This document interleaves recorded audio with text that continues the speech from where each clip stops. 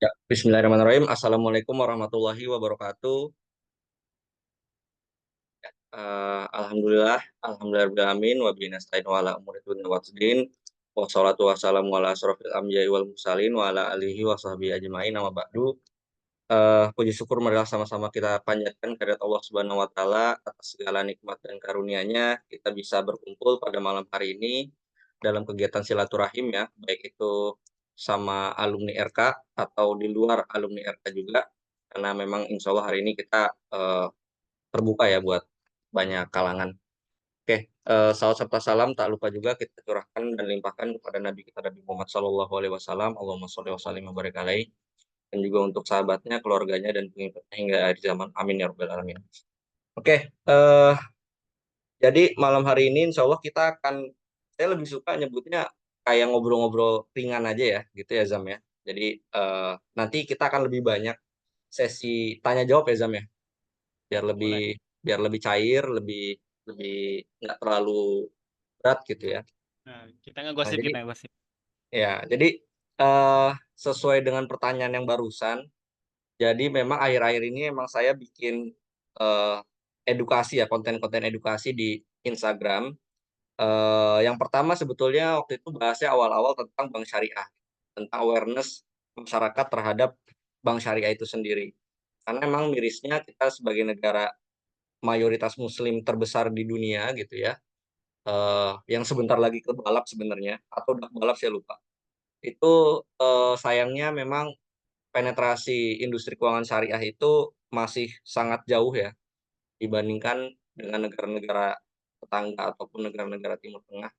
Artinya masyarakat kita itu masih banyak yang belum tahu, belum paham, apalagi make gitu ya tentang produk-produk keuangan syariah. Kenapa awalnya saya bahas bank? Karena di sini ada nggak yang nggak punya bank? Saya yakin semua punya bank ya. Mau saya nggak bahas bank syariah atau nggak, tapi pasti di sini semuanya punya bank, saya yakin kan. Nah, jadi waktu itu saya bahas tentang perbankan dulu dan cukup banyak memang yang nanya tentang, "Oh, bank syariah itu kayak gimana sih? Kira-kira produk-produknya itu kayak gimana sih?" Gitu. Tapi spoiler dulu juga, saya bekerja saat ini emang di lembaga zakat, infak, dan wakaf ya, tapi bukan orang bank gitu. Jadi, apa namanya, ya pada dasarnya saya mau kasih edukasi itu edukasi secara luas kan. Mau itu tentang industri perbankan, asuransi, investasi, dan lain-lain gitu. Nah, karena perbankan syariah itu udah lebih dulu dan lebih papan ya dibanding industri yang lain, makanya awareness tentang perbankan itu masih lebih baik daripada industri-industri yang lain gitu. Nah, ketika saya coba angkat tentang isu asuransi syariah, nah itu lebih lebih gray area lagi tuh, lebih sedikit lagi yang paham tentang, "Oh ada ya ternyata asuransi syariah," gitu. Nah, dari situlah kenapa saya tertarik buat, "Wah coba nih kayaknya, seru nih kalau misalkan dibikin sesi diskusi, kita ngobrol-ngobrol tentang asuransi syariah itu kayak gimana sih?" Gitu. Karena sejujurnya teman-teman kalau nyari di YouTube gitu ya, asuransi syariah, itu sedikit banget gitu. Jadi mau tahu tentang lebih dalam itu terbatas banget, apalagi bahasan tentang fikihnya. Yang ada, kalaupun nemu adanya tentang asuransi syariah tidak syariah gitu. Cuma kayak bank syariah apakah syariah? Kalaupun nemu bank syariah tidak syariah, gitu nemu videonya. Nah, daripada sasar, nah mending kita luruskan aja di sini gitu. Karena kalau bank syariah tidak Kamu syariah, kenal asuransi ini? syariah tidak syariah, ya buat apa juga dibikin, kan gitu ya. Nah, makanya kita akan bahas insya Allah malam hari ini tentang asuransi syariah itu sendiri. Walaupun saya nanti akan ada pemaparan, materi gitu ya, tapi saya lebih suka kita perbanyak diskusi aja, ngobrol-ngobrol. Silakan nanti teman-teman, sampaikan pertanyaan-pertanyaan yang mau teman-teman tanyakan, bisa juga lewat Azam, karena Azam juga udah baca-baca ya, beberapa pertanyaan yang udah muncul di Google Form, nanti bisa kita bahas satu persatu. Gitu paling Zam, latar belakang atau asbabun nuzulnya kenapa kita bikin, webinar ini gitu. Kalau nanti kita mau bikin lagi yang lain juga nggak masalah sih, misalkan kayak bank syariah emang syariah, itu juga nggak apa-apa gitu. Oke. Oke, thank you. Saya manggilnya Mas Kais aja ya. Boleh boleh boleh. Oke. Teman-teman mungkin boleh yang suaranya bocor di mute dulu ya. Hmm, Oke, berikutnya Teman-teman sekalian, kita juga malam hari ini eh FYI ya, sedikit nambahin. Jadi Mas Kais ini juga congratulations sudah menyelesaikan banyak certified dan termasuk yang mumpuni dalam bidangnya. Dan kabarnya lagi ini ya, lagi lanjut sekolah lagi ya di Ya, saya keuangan masih syariah juga masih ya. mahasiswa sekarang. Oke, mahasiswa pasca sarjana ya. Udah semester berapa Iya. berarti nih? Udah apa? Udah semester berapa berarti?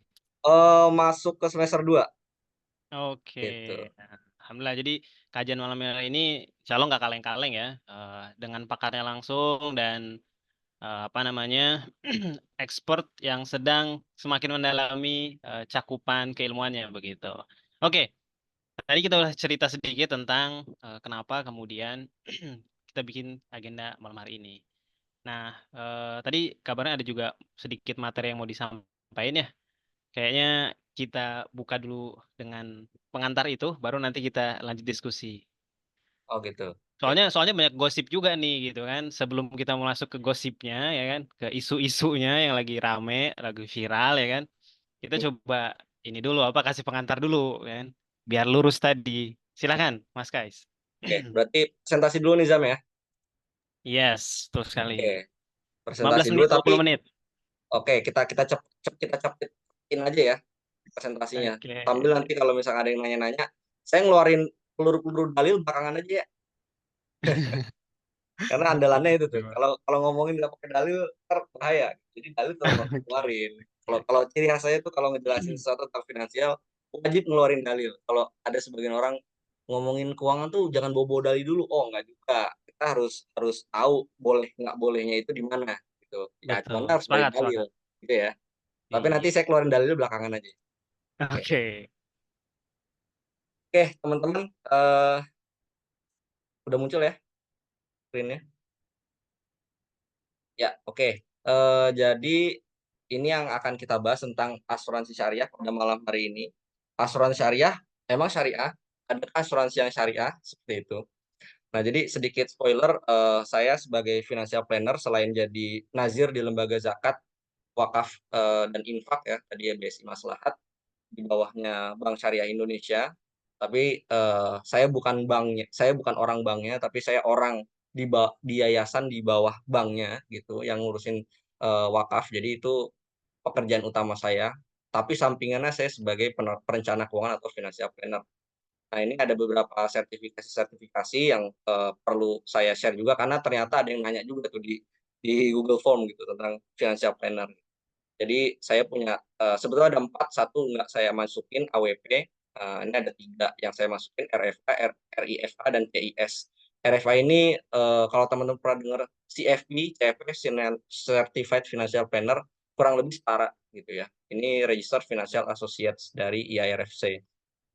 Dia konvensional gitu. Jadi dia belajarnya tentang tidak belajar syariah sama sekali. Jadi ngomonginnya kayak misalkan waris, hukum perdata gitu, investasi tapi yang pendekatannya bunga dan lain-lain. Nah, sedangkan kalau RIFA ini yang Islamiknya gitu. Dan memang masih jarang ya yang punya gelar-gelar ini. Tapi di sini tadi saya lihat ada teman saya juga yang punya gelar ini juga, Mbak Ende, ada yang join ke sini. Dan yang terakhir CIS atau Certified Insurance Specialist. Jadi ini yang memang khusus membahas tentang asuransi. Dari dulu saya masih nol pengetahuan tentang asuransi. Saya belajar sampai 1,5 tahun lah kurang lebih. Dan sertifikasi ini baru lulus setelah 6 bulan gitu. Jadi sekarang insya Allah konsep-konsep dan alur segala macam cukup dipahami dan ya saya juga rutin riset satu persatu tiap produk-produk dari setiap perusahaan gitu ya, tapi yang syariahnya aja, biar tahu masing-masing itu seperti apa, gitu. Oke, jadi kita sedikit teori, sedikit aja, karena malam hari ini supaya terjawab dulu pertanyaan-pertanyaan mendasar, saya jelasin teori-teorinya dulu satu persatu.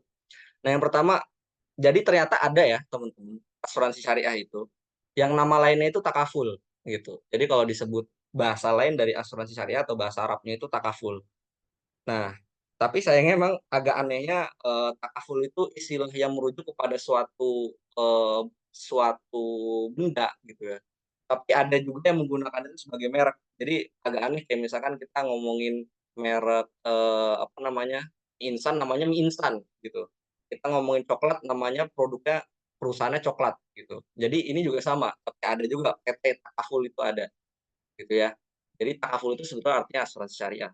Nah, secara definisi kalau asuransi syariah itu adalah kesepakatan anggota kelompok atau peserta. Jadi ada orang-orang yang menyepakati sesuatu gitu ya untuk bekerja sama untuk melindungi dan menanggung resiko satu sama lain akibat kerugian. Nah, nanti kalau kita ngebahas lebih dalam nanti ya, itu ada yang namanya asuransi umum, ada asuransi, jiwa. Nah, 2 besarnya sih itu. Tapi yang akan banyak kita bahas mungkin asuransi jiwa ya, dibandingkan asuransi umum. Kalau asuransi umum tuh kayak asuransi kredit, asuransi perjalanan, kalau teman-teman beli tiket pesawat itu kan biasanya include ya, asuransi gitu, atau teman-teman beli di e-commerce kadang kan muncul gitu ya, wajib asuransi sekian, kalau barangnya rusak nanti diganti, kayak gitu. Nah, itu namanya asuransi umum. Nah, prinsip dalam asuransi syariah itu ada 3. Yang pertama tabarruk, artinya sumbangan atau donasi. Nah, yang dimaksud sumbangan atau donasi ini adalah yang disetorkan para peserta yang join ke dalam lingkungan atau circle, asuransi syariah atau takaful itu sendiri. Yang kedua ta'awun, yaitu tolong-menolong atau kerjasama antar peserta. Yang ketiga takaful, saling menjamin atau saling menanggung. Nah, bahasa Inggrisnya istilahnya sharing risk. Nah, nanti akan kita bahas di slide berikutnya apa perbedaannya sama yang konvensional gitu. Nah, akad yang terdapat di dalamnya walaupun ini kalau dibedah satu persatu mungkin ada banyak banget gitu ya. Tapi saya kumpulin yang inti-intinya aja gitu ya. Yang pertama itu akadnya hibah.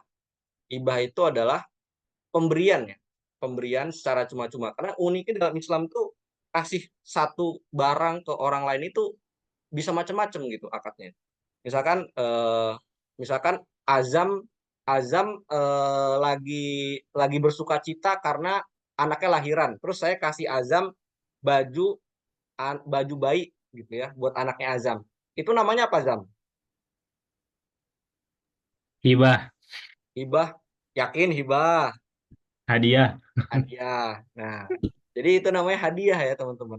Dalam Islam tuh macam-macam, walaupun sama-sama disebut infak, sama-sama disebut sedekah, tapi bisa jadi dia bisa jadi hibah, bisa jadi hadiah, atau bisa jadi yang lain, misalkan nafkah, bisa jadi apa lagi, ujroh. Nah, kalau ujroh lebih ke arah komersil gitu ya. Jadi macam-macam, walaupun sama-sama ngasih gitu kan. Nah, kalau di sini disebutnya hibah karena ya dia bukan bukan hadiah gitu. Karena kalau hibah itu lebih ke arah ngasihnya itu nothing tulus. Tapi kalau hadiah itu sengaja ngasih supaya orang itu dimuliakan. Kalau hadiah kan begitu ya. Makanya dia lebih tepatnya sebutnya hibah bukan hadiah gitu. Nah, yang kedua ujroh. Ujroh itu bahasa lainnya itu upah, fee, imbal jasa dan lain-lain ya. Jadi kalau kita apa namanya dianterin sama tukang ojek, kita bayar ke dia itu namanya ujroh atau upah gitu kan. Nah, di sini ada juga akad ujroh atau upah yang kita bayar untuk pengelola sebagai admin gitu ya, simpelnya. Terus yang ketiga wakalah. Wakalah itu artinya mewakilkan, nitipin. Jadi si pengelola itu dititipin dana dari wakil gitu ya. Dari wakil dia sebagai wakil dari para sohibul mal atau pemilik dana. Makanya kita akadnya wakalah kepada si pengelola juga selain kita ngasih ujroh gitu ya. Makanya nanti ada wakalah bil ujroh, ada juga wakalah bil goiri ujroh. Berarti dia nggak dikasih fee kalau bil goiri ujroh. Yang keempat mudorobah atau investasi. Karena dana yang terkumpul nanti akan diinvestasikan sama pengelola gitu. Ini nggak perlu benar-benar dihafalin juga nggak masalah, yang penting teman-teman tahu alurnya dikit aja gitu ya. Nah, sama ini yang mau saya jelasin. Jadi ini konsep perbedaan antara asuransi yang syariah dengan yang konvensional. Nah, kita lihat dulu di kiri ya, yang asuransi konvensional. Asuransi konsep konvensional itu akadnya itu yang utama cuma satu, yaitu akad jual beli gitu ya, atau bahasa bahasa fikihnya akad tijari, akad komersial. Kita beli sesuatu, kita dapat sesuatu gitu. Jadi dia harus terpenuhi rukun-rukun jual beli. Ada pedagang, ada pembeli, ada alat tukar, ada barang, ada ijab kabul gitu. Nah, apa yang dijual belikan dalam asuransi konvensional adalah resiko. Jadi barang yang diperjualbelikan kita beli apa, perusahaan jual apa gitu ya. Itu yang diperjualbelikan itu adalah resiko, penanggungan resiko. Jadi ketika kita bayar ke perusahaan yang disebut premi, nah ini harus hati-hati teman-teman. Kalau kita nyebut premi, artinya itu konvensional. Kita membeli sesuatu gitu. Makanya ini saya juga sering karena saya juga di industri keuangan ya sebagai financial planner, ketika saya melihat di media sosial atau dimanapun, ketika ada orang yang ngaku agen asuransi dan dia menawarkan produk syariah ngomongnya premi, itu saya semprot biasanya. Salah bahasanya. Sama kayak kita ke bank syariah bilangnya saya mau minjem uang di bank syariah, salah akadnya. Karena kalau minjem di bank syariah itu hampir dipastikan nggak ada dan nggak bakal diterima gitu. Karena akad port utang piutang itu nggak boleh ada tambahan yang dipersyaratkan. Makanya akadnya bukan pinjem uang. Sama halnya kayak di asuransi, bukan beli premi gitu ya. Kalau beli premi itu konvensional, ya benar, tapi konvensional bukan syariah. Nah, ketika kita beli premi ini, kita bayar uang ke perusahaan ya enggak? Ya kan? Dengan perjanjian di kontrak bahwa, "Hey perusahaan, kalau gua sakit atau kalau gua meninggal atau kalau gua sakit kritis," tergantung polisnya ya, "lu ganti rugi ke gua." Gitu ya. Ini biar gampang nih, saya pakai bahasa-bahasa apa namanya, terminal aja. Kalau gua sakit, gua udah bayar nih ke lu, kalau gua kenapa-napa, lu ganti rugi. Kata perusahaan, "Oke, gua ganti rugi." Berapa? Ya disepakatin tuh, di situ kan ada di dalam polisnya itu ya, kontraknya kalau misalkan dalam 1 tahun atau dalam 10 tahun atau seumur hidup, tergantung jenis produknya. Sehingga dia wajib memberikan pertanggungan kepada si pemegang polis gitu, atau si tertanggung. Jadi perusahaan nama lainnya adalah penanggung. Dia yang menanggung segala macam resiko keuangan. Yang dibahas di sini ini ya, keuangannya ya. Karena kan perusahaan kan bukan Tuhan, dia nggak bisa mencegah apa namanya, takdir ya. Gara-gara beli polis, dia nggak bakal mati, dia nggak bakal sakit, kok nggak bisa gitu. Tapi kalau dia kenapa-napa, si perusahaan wajib ganti rugi gitu. Itu konsep dalam konvensional karena si tertanggung atau pemegang polis ini sudah membeli premi yang dibayarkan, maka dia harus mengganti rugi. Nah, di sini kira-kira apa yang bermasalah kira-kira Zam? Ini masalah dalam segi kita ngomongnya fikih ya, maksudnya dalam segi syariahnya apa yang bermasalah kalau misalkan prosesnya begini? Ya, itu one by one aja. Pemegang polis dengan perusahaan. Gimana tuh? Gimana tuh? Ini Ya, ada yang ngomong nih, Rizky, katanya produknya nggak jelas bang. Oke, ya itu juga. produknya nggak jelas. Kenapa nggak jelas? Karena yang diperjualbelikan apa? Resiko. Resiko teman-teman bisa pegang nggak? Nggak bisa kan? Kita nggak tahu apakah kita beli sesuatu itu barangnya ada atau enggak. Apakah barangnya itu bakal kita terima atau enggak. Gitu. Itu nggak jelas. Sedangkan dalam hadis disebutkan bahwa Rasulullah melarang jual beli yang ada gorornya. Tekstualnya begitu. Kontekstualnya gimana? Yang ada goror fahish atau goror berat. Kalau gorornya ringan mah nggak masalah. Ini jual beli ya. Kita ngomongin jual beli. Jual beli goror ringan boleh nggak? Boleh. Yang nggak boleh gorornya goror berat. Loh kok masa boleh sih? Ya iya, emang kita kalau beli bubur di tukang bubur ayam, kita tahu itu berapa mililiter. Kan enggak ya, artinya ada gorornya di situ. Tapi nggak masalah. Tapi kalau ini goror berat. Karena resiko itu nggak bisa kita pegang, nggak bisa kita lihat, dan lain-lain. Maka yang diperjualbelikan nggak Temanku, jelas. Gitu ya. iya Nah, nih. apa namanya? Azam minta tolong buat bisa di mute kalau ada yang join ya. Gitu. Jadi karena tidak jelasan inilah, makanya di sini ada unsur goror yang dilarang dalam Islam. Nah, itu yang pertama, ada goror. Yang kedua, ada apa lagi? Ada maisir. Apa itu maisir? Maisir itu adalah judi atau zero sum game atau apa namanya? Untung-untungan. Untung-untungan ketika ada yang rugi, maka ada yang untung. Ketika ada yang untung, dia dapat keuntungan dari yang rugi dan sebaliknya. Nah, kalau dalam konsep konvensional karena dia akadnya itu komersial, gitu ya. Ketika ada orang yang bayar premi, habis itu dia nggak klaim, maka uang dia angus terus tuh, gitu. Dia kalah, loss. Tapi ketika ada orang yang klaim, maka dia win, karena dia dapat uang banyak, gitu, dapat tanggungan yang banyak dibandingkan yang dibayarkan sama dia, gitu. Maka terjadi zero sum game di situ. Ada yang rugi, ada yang untung dari segi keuangan ya maksudnya. Makanya terjadi measure. Yang ketiga terjadi riba. Nah, riba itu apa? Riba itu kan macam-macam ya. Ya salah satunya simpelnya ini riba fadl deh. Riba fadl itu ketika tukar menukar barang sejenis, barang ribawi yang tidak beratnya nggak sama dan atau waktunya itu tidak tunai. Nah, karena dalam konsep asuransi konvensional, apalagi yang jiwa nih, itu ada istilahnya itu beli uang besar pakai uang kecil. Nah, ini sering disampaikan nih sama industri asuransi atau orang-orang yang ngerti finance atau agennya juga gitu.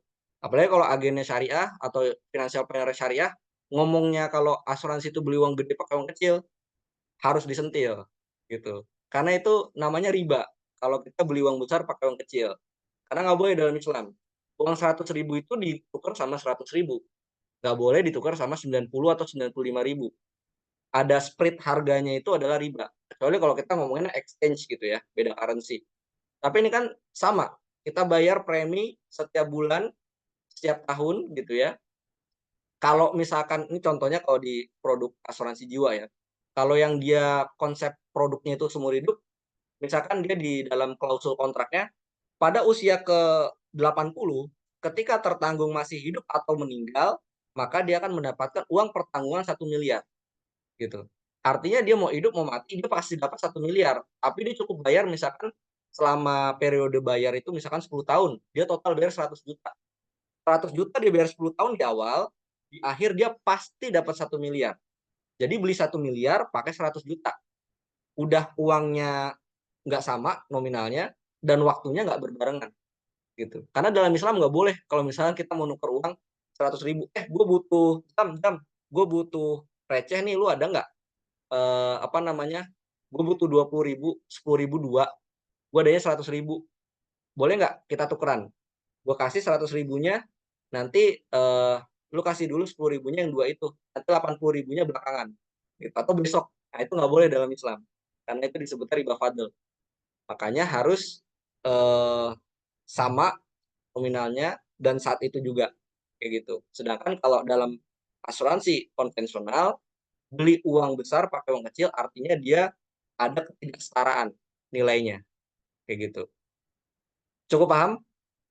Apa masih jelimet konsep asuransi konvensional? Karena ini masih tingkat yang agak mudah nih. Kalau konvensional akadnya cuma jual beli soalnya utamanya gitu. Oke. Bingung nggak Zam? Kalau saya clear sih, Sebenarnya dari namanya aja udah konvensional, udah skip aja lah gitu. Ya biar tahu maksudnya gini, soalnya Zam, kalau kata Iya, Imam iya, Abu iya. Hanifah, kalau kita melakukan suatu kebenaran, kita harus tahu kenapa itu benar dan ketika kita tidak melakukan kejelekan, kita harus tahu kenapa itu jelek gitu. Betul, betul, betul, betul. Jadi Oke. kita pakai baju putih harus tahu kalau ini bajunya putih. Kenapa kita nggak pakai baju merah? Karena baju merah karena itu warnanya merah gitu. Betul, Jadi betul. jangan cuma sekedar oh karena konven ya udah nggak dipakai. Ya iya, tapi harus tahu kenapa konvennya nggak boleh dipakai gitu loh. Betul, oke. Seperti Berarti itu. clear ya, jelas ya nih ya. Maksudnya posisi Mas Kais juga sebagai edukator yang memiliki kompetensi di situ pas lah ngejelasinnya ya. Dan Oke. kayaknya mungkin teman-teman nanti mungkin ada bingung boleh di skip dulu, kita lanjut dulu. Nah, oke, kita lanjut lagi sedikit ya, yang konvensional.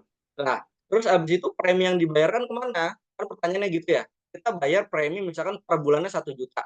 Ini biar gampang aja, kayak bulat-bulat ya.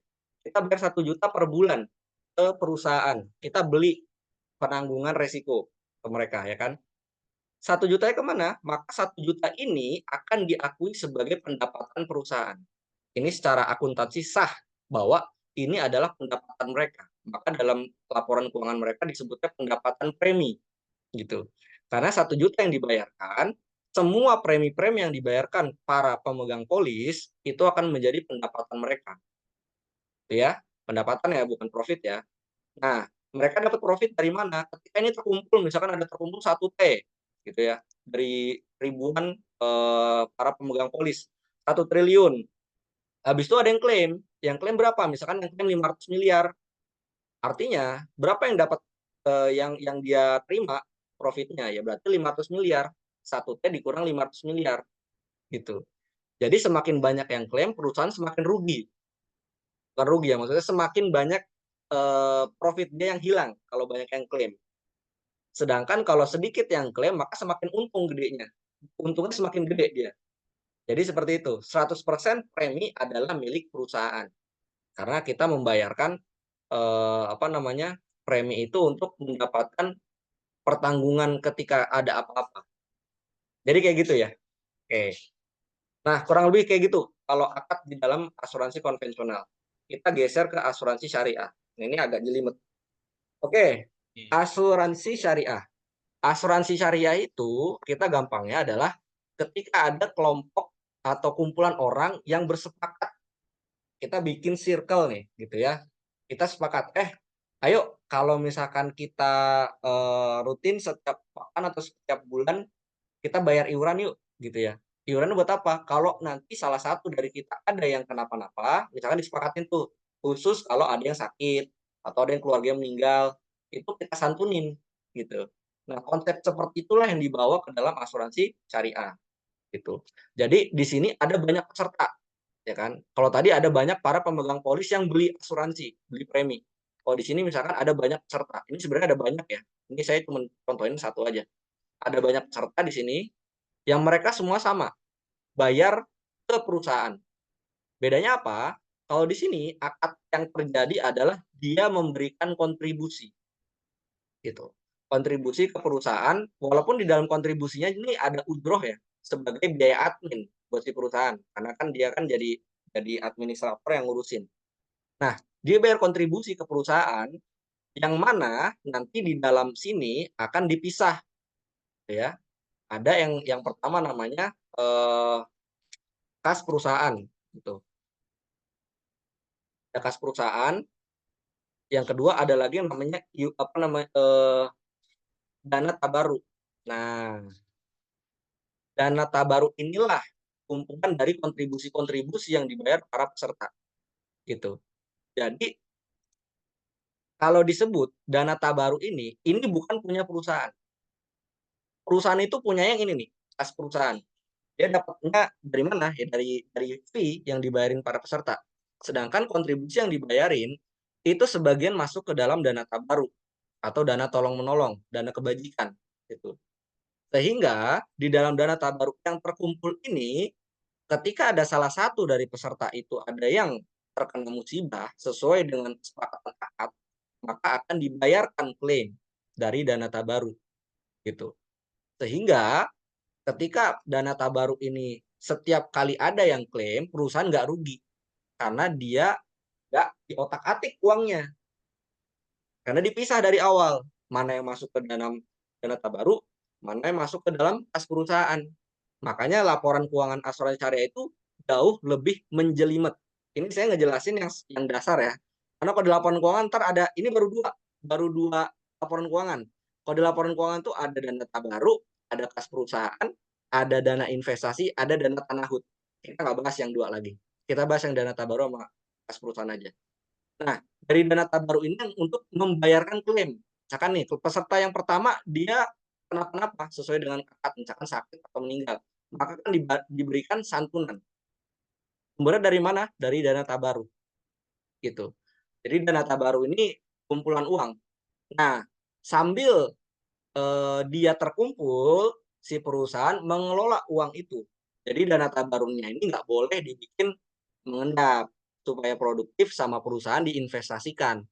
Supaya nanti kalau ada yang klaim-klaim, semoga bisa tertutup hanya dari hasil investasi, gitu. Harapannya begitu, tapi ya kita nggak tahu juga yang namanya musibah kan. Nah, jadi di sini terjadi yang namanya sharing risk. Jadi resikonya itu disebar antar semua peserta. Jadi yang menanggung resiko bukan perusahaan, karena di sini konsepnya bukan penanggung dan tertanggung, gitu. Tapi yang menanggung resiko ini adalah setiap peserta. Sehingga apa? Konsepnya adalah tolong-menolong. Kalau saya alhamdulillah nggak kena resiko atau nggak kena musibah, insya Allah saya sudah membantu orang, gitu. Tapi kalaupun saya suatu saat kena musibah, insya Allah ada orang-orang lain yang membantu saya, gitu ya. Karena konsepnya tolong menolong, jadi di sini bukan soal gue pengen untung, mending mending apa namanya ngeklaim aja, kalau nggak klaim rugi kita, udah bayar. Oh enggak, yang kita bayarin tuh buat nolongin orang, gitu loh. Beda sama yang pertama, yang kita bayarin itu untuk memperkaya perusahaan, gitu. Tapi kalau yang kedua, yang kita bayarin itu, kalau kita sehat alhamdulillah, tapi ada saudara kita yang sakit, ada saudara kita yang meninggal. Nah, itu disantunin, begitu. Oh, berarti Oke, kayak oke. BPJS Wait, dong? wait. Wait, wait. Sebentar, sebentar. Sorry. Itulah kenapa di awal tadi, kalau nggak salah lu mention ini ya, apa? Hibah ya? Hibah, iya, Angkanya hibah ya? Oke, akadnya oke. hibah Lanjut, antar lanjut. peserta, gitu. Nah, berarti kalau barusan ada yang, apa namanya, dipelajarin skemanya, oh berarti mirip BPJS dong? Oh iya, BPJS itu menggunakan konsep asuransi syariah, gitu. Jadi Oke. yang namanya Badan Pengelola Jasa Kesehatan, BPJS itu, pengelola jaminan sosial ya, itu mereka bukan perusahaan profit. Jadi mereka itu ketika para pesertanya bayar iuran, itu bukan jadi pendapatan mereka, enggak. Itu jadi milik para peserta juga, sama BPJS dikelola dananya diinvestasikan, mau itu diinvestasi yang syariah maupun yang konvensional. Makanya kenapa BPJS belum 100% syariah. Tapi secara konsepnya dia udah syariah. Sayangnya kan yang namanya BPJS itu kan karena umum ya, ya dia mau diinvestasiin di obligasi silahkan, mau diinvestasiin di surat utang apa itu silahkan, atau mau di yang Iya, iya. syariah di sukuk boleh, karena nggak dibatasin gitu. Sedangkan kalau perusahaan asuransi syariah hanya boleh menginvestasikan dana tabaru ke instrumen syariah aja gitu. Jadi Namanya eh, dana tabaruk ya. Kalau nggak dana salah dari kata tabaru albir itu ya. Apa kan banyaknya albir itu kebaikan kalau nggak salah ya. bisa jadi, bisa jadi. Oke, oke. Jadi kayak gitu ya. Jadi dari dana tabaru inilah yang digunakan untuk membayarkan klaim-klaimnya. Sehingga justru aneh kalau misalkan ada perusahaan yang bikin, pesertanya itu susah buat klaim. Loh kenapa begitu? Ini kan bukan dana lu, logikanya kan gitu ya. Lu ngapain nahan-nahan bukan dana lu, tapi tetap harus sesuai akad, gitu kan. Ya ibaratnya kita dari awal akadnya itu apa, minta klaimnya apa, misalkan kita punya polis asuransi jiwa, tiba-tiba sakit demam berdarah di rumah sakit kita minta pakai asuransi kita, ya nggak bisa, gitu. Orang itu yang di-cover-nya untuk meninggal dunia doang, kok minta minta dikasih buat perawatan sakit, kan nggak nyambung, gitu. Makanya BPJS harus saja sesuai lah ya. dengan akad. Jadi gitu. Udah Oke. cukup paham alurnya? Nah, ini ada pertanyaan lagi misalkan. Loh terus dana tabarunya kalau misalkan di satu waktu, misalkan yang terkumpul dari para peserta 1 triliun, ya kan. Habis itu dana tabarunya diinvestasiin, dapat misalkan 1 miliar. Berarti kan total dana tabaru jadi berapa? Dari total di tahun tersebut jadinya berapa? 1,1 T, ya enggak? Nah, tapi ada yang klaim berapa? Misalkan 600 miliar, tuh. 600 miliar, 1,1 T. Oh salah, ini misalnya 100 M ya, berarti 1,1 T, 1,1 triliun, terus ada yang punya 600 miliar, berarti sisanya berapa? Ya sisanya berarti cuma 500 miliar, kayak gitu. 500 miliar dibandingkan 1 T plus 100 M berarti kan 600 miliar dibanding 1.100 miliar, gedean mana? Gedean yang ini. Artinya di sini terjadi surplus, gitu. Beda kalau misalkan yang terkumpul dana darurat dana tabaru 1 triliun plus hasil investasinya 100 miliar. Terus yang klaim 2 triliun, maka namanya itu defisit underwriting. Sedangkan kalau yang diklaim itu lebih kecil daripada total kontribusi yang masuk ke dalam dana tabaru plus hasil investasi, maka itu terjadi namanya surplus underwriting. Terus surplus underwriting ini kan artinya 100 miliarnya ini kan kepake nih. Karena kan 1 T dikurang 600 M aja masih ada sisa 400 M. 100 miliar ini yang akan dibagikan sesuai dengan fatwa DSN MUI. Kalau nggak salah tahun 2018 tentang surplus underwriting. Jadi 100M ini akan dibagikan kemana? Sebagian masuk ke dalam dana baru lagi. Sebagian jadi fee-nya si perusahaan. Ya, namanya kan mudorib dia ya. Dia ngelola dana gitu. Jadi kalau misalkan dapat profit boleh dong dikasih. Sebagian kemana? Sebagian ke peserta. Dibagikan secara proporsional. Kalau di konvensional ada nggak? Nggak ada. Karena kan mau dia dapat investasi hasilnya berapapun bukan urusan para pemegang polis, yaitu jadi profitnya perusahaan. Tapi kalau di syariah nggak bisa. Kalau hasil investasinya itu lebih besar atau misalkan tidak terjadi defisit, maka kelebihan dari hasil investasinya itu wajib dibagikan. Kecuali pesertanya bilang dari awal, saya nggak perlu ngambil surplus underwriting, balikin aja ke dana tabaruk karena saya pengen buat bantuin orang lain. Boleh. Jadi gitu. Kalau ketika terjadi surplus underwriting. Dari awal Agak udah dalam nih sebenarnya benar-benar jelas ya. bahasan surplus underwriting ini agak dalam karena belum tentu agen asuransi pada ngerti. Iya. Oke. Tapi dari awal udah clear semuanya ya, akadnya dan segala macam, termasuk tadi dana-dana yang dikelola juga kemungkinan peserta ini yang berkontribusi tahu ya kemana Ya, termasuk itu ada. siapa dikelolanya. Oke. Namanya subdana dia. Paling reksadana, mirip-mirip sih. Oke. Ini udah cukup banyak pertanyaan ya. Cuman Boleh, beberapa boleh. tadi udah dijawab juga sih. Kayak tadi ngomongin konvensional, kayaknya udah dijawab ya. Kemudian yang kontribusi akadnya seperti apa juga udah terjawab. Boleh dilanjut dulu aja. Tapi di ada yang belum kejawab nggak tuh di kolom chatnya?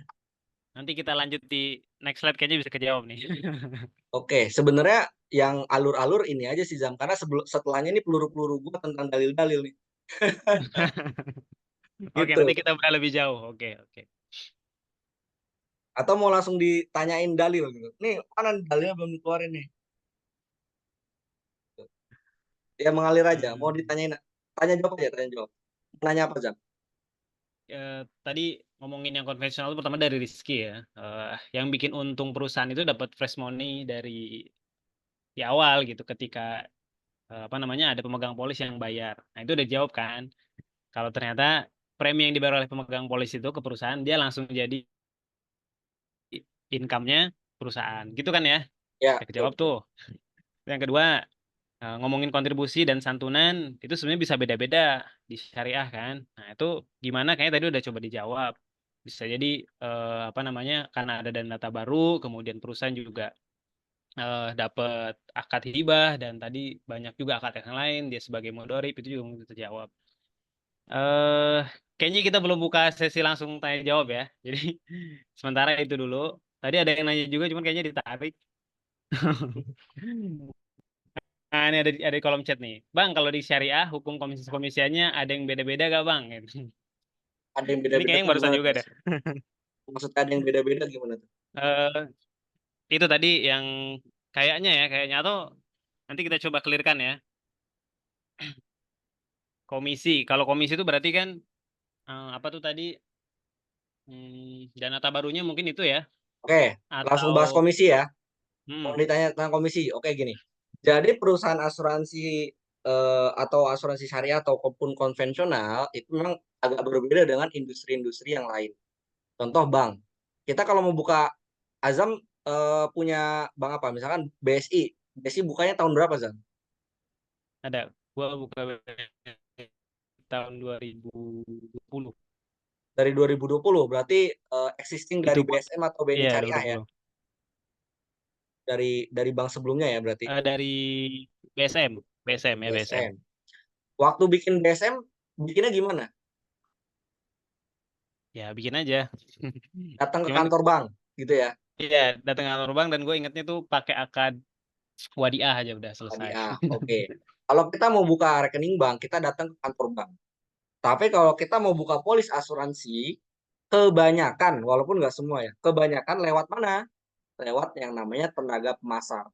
Atau bahasa yang lebih sering kita dengar namanya agen. Beda Agen sama bank. asuransi gitu ya. Kalau bank kita mau buka rekening itu kita nggak nyari agen bank. Agen bank ada nggak? Ada. Kalau teman-teman di di beberapa tempat gitu ya, ada agen bank buat store tarik tunai gitu kan. Atau kalau di paling banyak deh, Iya. kita fair-fairan aja gitu ya, bank terbesar di Indonesia BRI, sampai kampung-kampung tuh ada yang namanya BRI Link gitu. Agen BRI. Tapi kan kita kalau Iya, buka iya, iya. rekening nggak di situ gitu. Itu kan hanya untuk pelayanan-pelayanan dasar perbankan aja gitu. Nah, tapi kalau di perusahaan asuransi itu banyak yang menggunakan sistemnya melalui tenaga pemasar. Nggak semua, tapi banyak gitu. Nah, makanya tadi ada pertanyaan soal komisi. Komisi itu mungkin pertanyaannya begini, komisi itu dapatnya dari mana? Nah, jadi gini, tadi kita ingat ya, ketika peserta bayar kontribusi itu dibagi menjadi ada untuk kemana? Yang pertama, Perusahaan. perusahaan namanya apanya akadnya? Ujroh. Ujroh. Yang kedua, Tabaru. baru akadnya Hibah. hibah. Hibah Berarti benar ya? komisi tenaga pemasar dapatnya dari mana? Ujroh. Dari ujroh. Jadi Kelola dana itunya ya. ujroh yang dibayarkan dari para peserta itu masuk ke dalam perusahaan untuk segala macam operasional perusahaan. Ya buat gaji pegawai, buat promosi, buat peningkatan kualitas, sistem IT, dan juga menggaji para tenaga pemasar gitu. Itu Jadi mungkin sumbernya, jatuhnya pendapatan perusahaannya gitu ya. jadi diambil dari pendapatan perusahaan gitu. Oke, oke. Jadi dipotong ke tenaga pemasar. Jadi tenaga pemasarnya jadi gaji juga sama mereka kan udah bantuin menawarkan produk gitu, nambah peserta. MLM dong nggak juga. Kalau MLM kan member get member, kalau ini kan memang dia menawarkan produk, habis itu ada yang closing dapat uang masuk, nah sebagian disisihin buat yang jualin kayak gitu.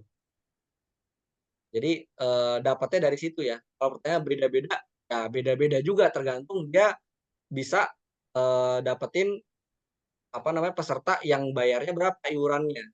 Semakin gede yang dibayarkan kontribusinya, otomatis kan ujrohnya juga makin gede gitu. Kan ujroh yang dibayar dari kontribusi 1 juta sama 100 juta kan beda gitu. Makanya kenapa komisinya juga akan beda-beda. Kayak gitu ya, Jadi beda. kurang lebih. Kalau Kenapa disamain ada nanti beda-beda komisi. Kalau lebih disamain ya nggak tertarik adil gitu kali ya. dong gitu. Masa dapat Betul, betul, betul. bayar kontribusi 100 juta sama 1 juta sama komisinya kayak gitu. Oke, oke, oke, oke. Ini menarik juga nih, Mas Rizky tadi ya. Kalau ternyata investasi dana tabarunya rugi gimana? Tapi kayaknya nggak akan Invest sampai rugi ya. Pasti Oke, dianalisis investasi mendalam kan? rugi ya bisa aja namanya investasi gitu. Oke, Akun oke. lu Bill Gurmi ya kan? Pakai kaidah-kaidah fikih kita. Nah, jadi kalau misalkan rugi gimana? Jangankan rugi deh. Kalau misalkan terjadi defisit underwriting gitu. Ini bahasanya berat defisit underwriting. Masya Allah, teman-teman insya Allah jadi pinter-pinter malam ini insya Allah ya. Oke, apa yang terjadi ketika terjadi defisit underwriting? Pertama, ada yang namanya skema reasuransi gitu. Jadi ketika dalam kondisi-kondisi tertentu, perusahaan asuransi itu juga mengasuransikan lagi gitu, mentakafulkan lagi. Sehingga kalau misalkan udah di luar atau melewati batas-batas toleransi prediksi mereka gitu, maka itu akan mereka mendapatkan santunan dari perusahaan reasuransi. Jadi kumpulan dari perusahaan asuransi syariah, mereka itu juga ada setoran bayar kontribusi ke perusahaan reasuransi, sehingga ketika ada salah satu perusahaan asuransi yang dia jebol dana tabarunya, itu akan disuntikan dana dari perusahaan reasuransi gitu.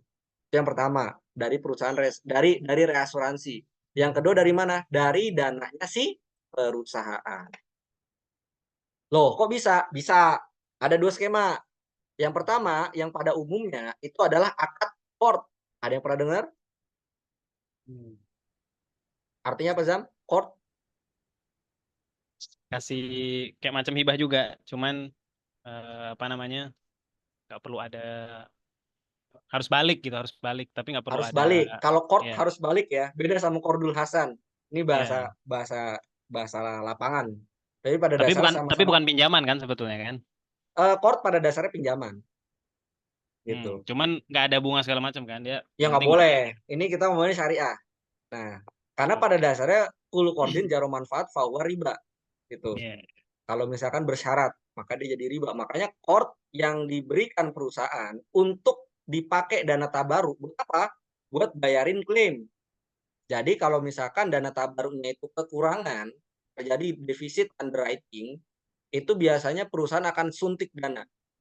Berapa nominalnya ya tergantung kebijakan perusahaan gitu. Yang jelas perusahaan akan bertanggung jawab gimana supaya klaimnya tetap dibayarin gitu. Walaupun itu sebetulnya bukan tanggung jawab perusahaan ya.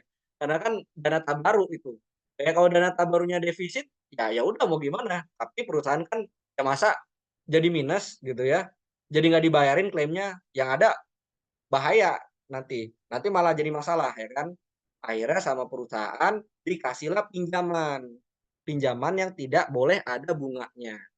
Maka disuntik dana qard ke dalam dana tabaruk untuk bayarin klaim gitu. Bisa nggak pakai akad yang lain? Bisa. Akadnya apa? Hibah juga. Jadi perusahaan kalau dia berbaik hati, bisa juga dia kasih uang cuma-cuma buat ditaruh di dana tabaruk. Buat apa? Buat bayarin klaim. Gitu. Jadi ya tergantung maunya perusahaan gimana. Mau kasih pinjaman atau mau kasih hibah. Intinya perusahaan bakal mikirin gimana cara supaya klaim itu terbayarkan. Kayak gitu. Karena ya dari awal kan udah kesepakatan bersama, kalau misalkan ada yang terjadi resiko maka akan dibantu gitu. Dan ini kan udah diatur juga ya. Jadi udah ada aturan-aturan DSN MUI ketika terjadi surplus ataupun defisit underwriting gitu. Maka perusahaan harus mencari cara gimana supaya ini bisa tetap terbayarkan klaim-klaimnya. Seperti itu. Azam keluar. Azam masih ada nggak? Zam. Jadi gitu ya. Semoga terjawab ya pertanyaannya.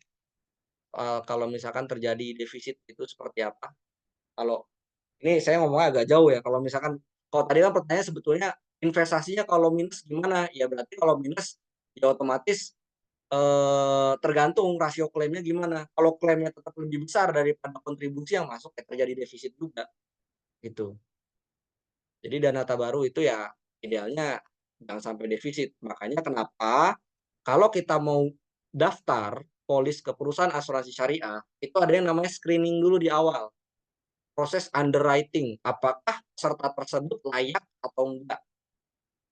Logikanya gini teman-teman.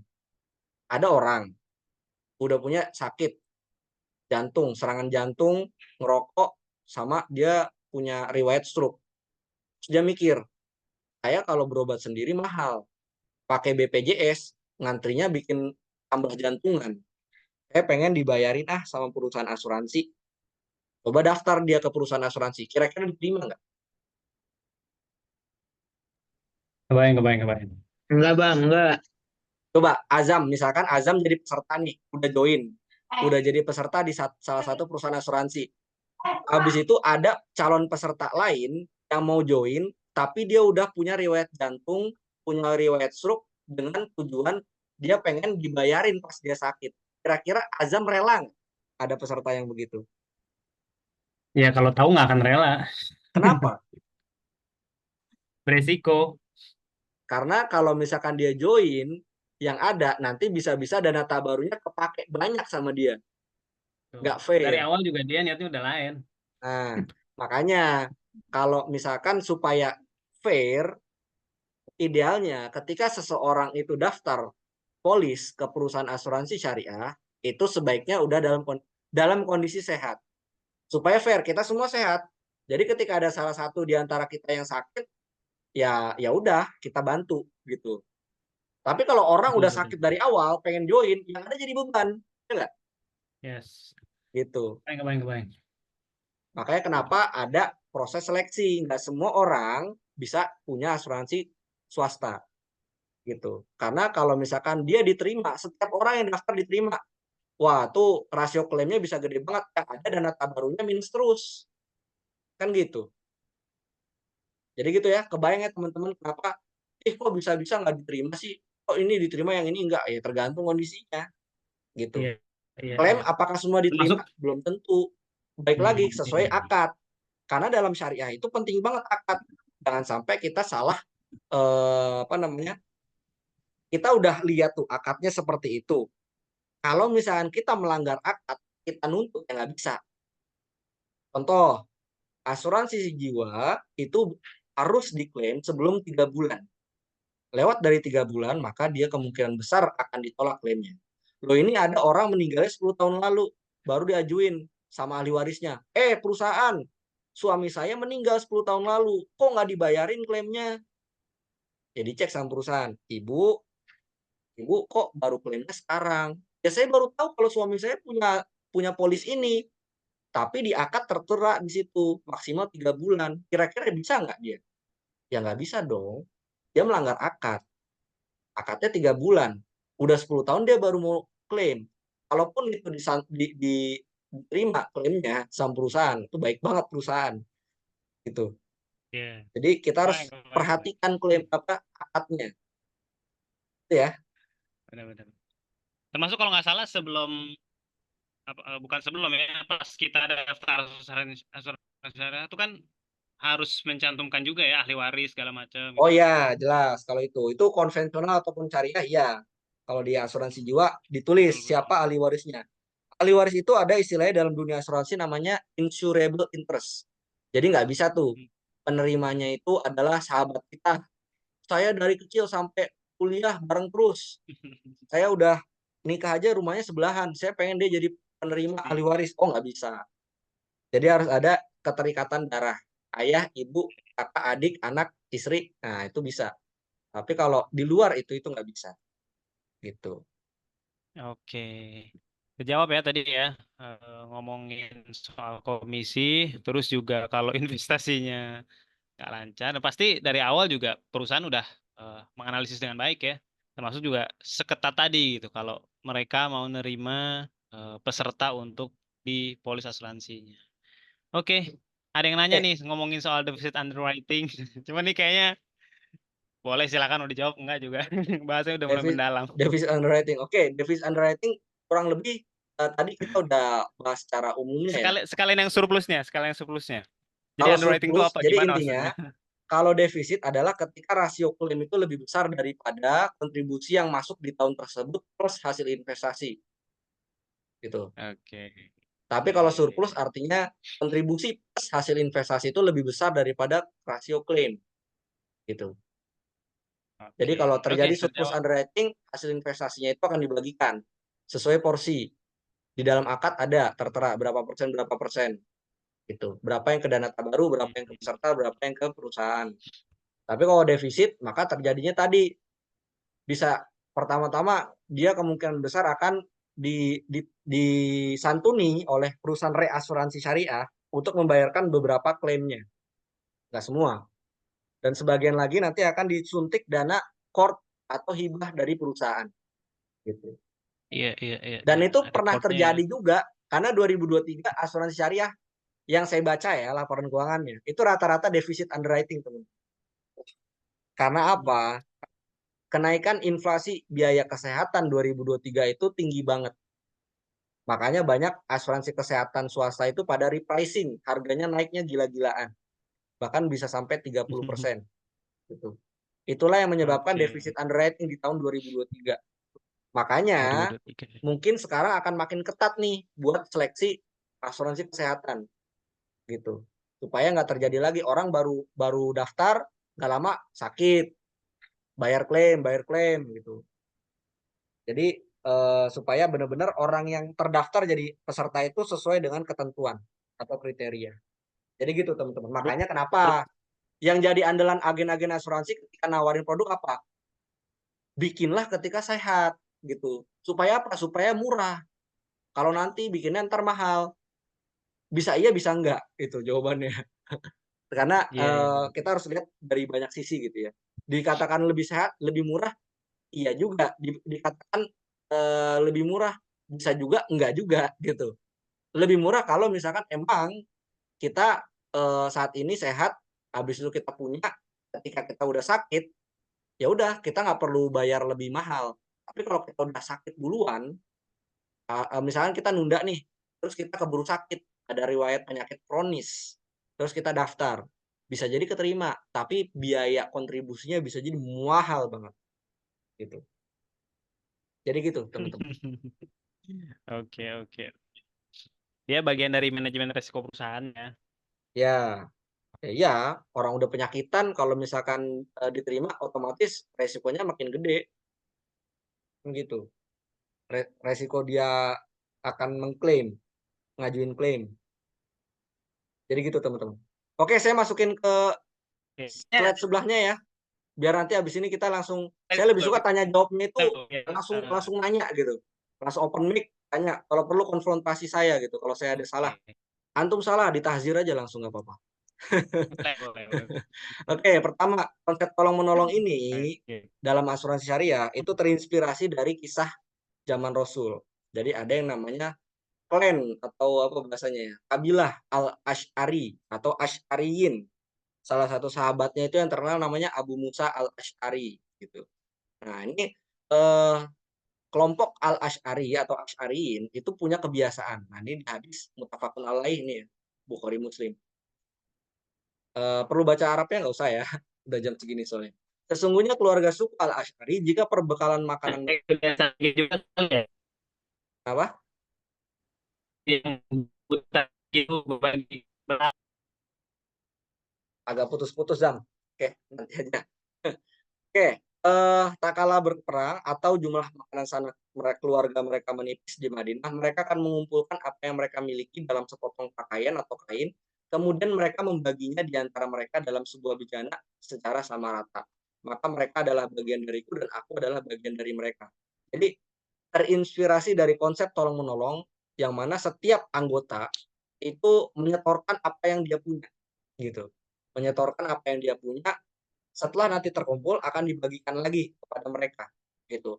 Memang ada persamaan dan perbedaan dengan konsep takaful di zaman sekarang. Kalau zaman sekarang kan tidak dibagi secara rata. Ratanya kan di sini maksudnya kalau dulu benar-benar per orang itu berapa sama jumlahnya. Tapi kan kalau dalam takaful enggak, dibaginya proporsional, bukan sama rata.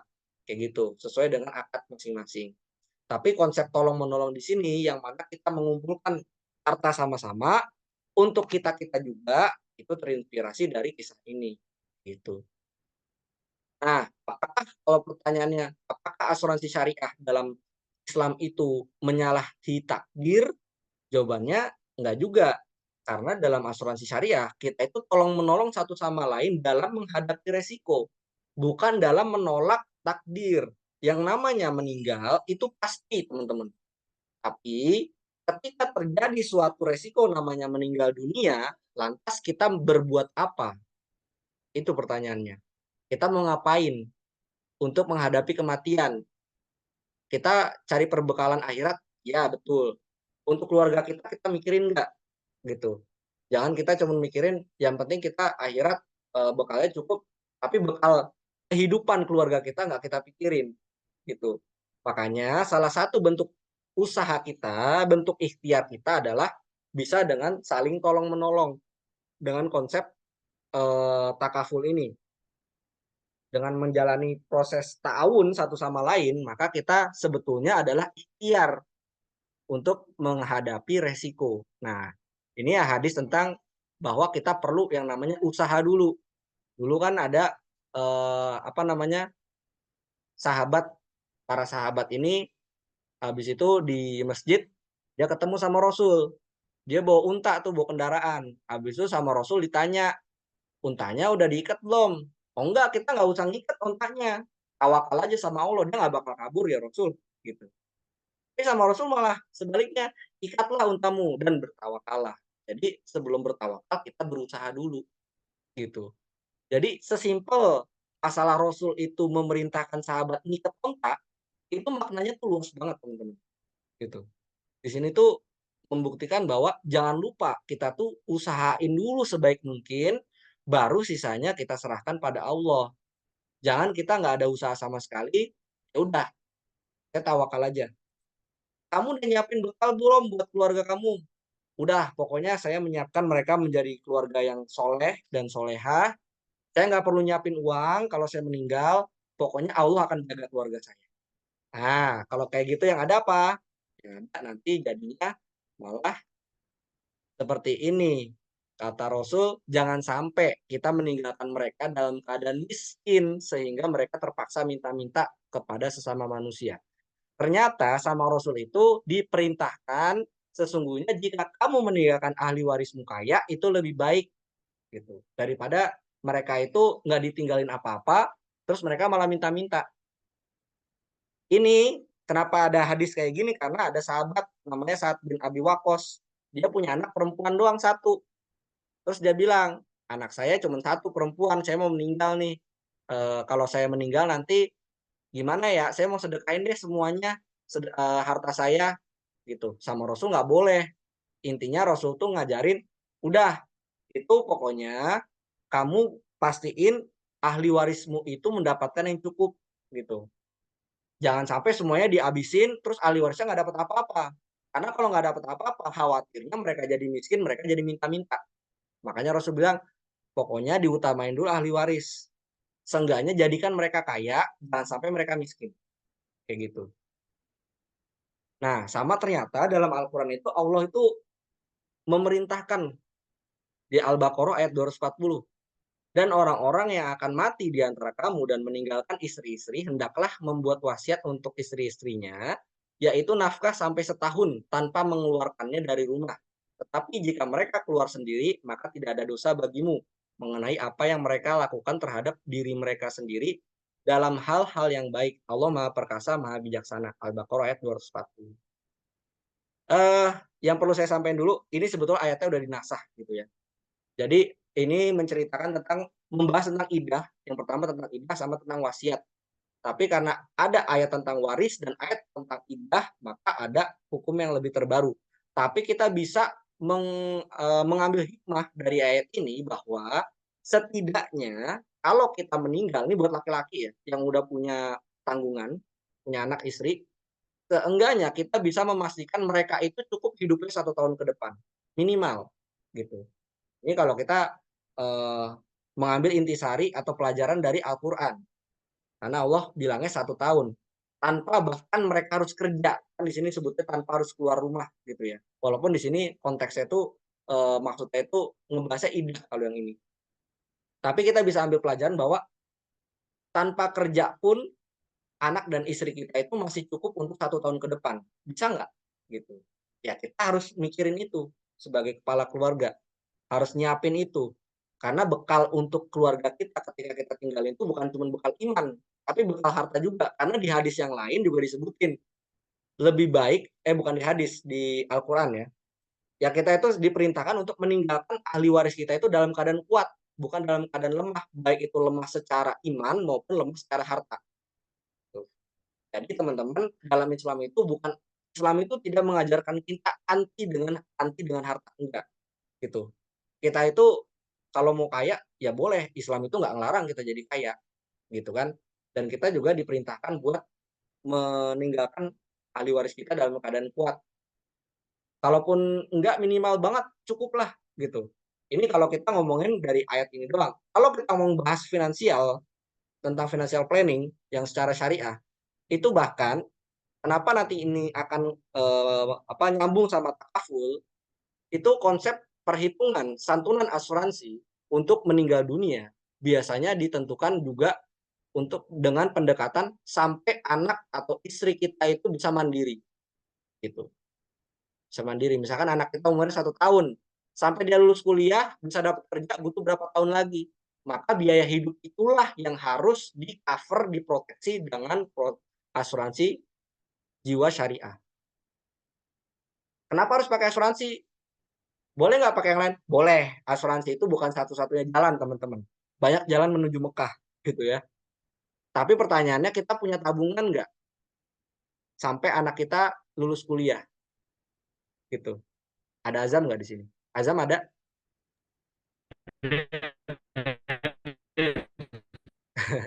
Zam, UKT Unpad berapa Zam sekarang per semester?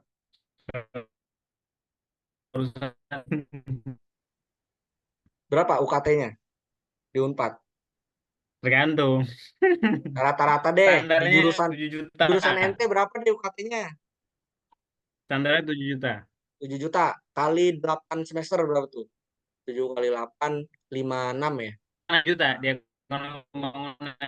56 ya juta kalau kemarin sekarang. kebijakan yang Kalau naik. anak 56 juta itu baru UKT ya, belum biaya hidup, ngekos, biaya apa namanya dan lain-lain gitu kan. 56 juta itu waktu sekarang. Kita punya anak umur 1 tahun misalkan. Dia kuliah berapa tahun lagi? Ya, yang lain-lain. Dia kuliah misalkan 18 tahun lagi, 19 tahun lagi. Waktu sekarang itu 56 juta, 18 tahun lagi berapa juta? Kita udah punya uangnya belum?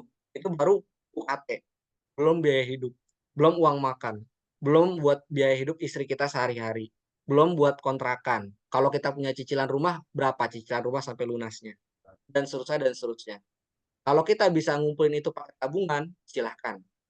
Gitu ya. Atau kita punya portofolio investasi sebesar itu, silahkan. Tapi sangat amat sulit. Makanya salah satu triknya supaya kita bisa mempersiapkan itu. Jadi kalau bahasa salah satu guru saya, Ustadz Ahmad Suryana gitu ya, teman-teman cari aja di YouTube.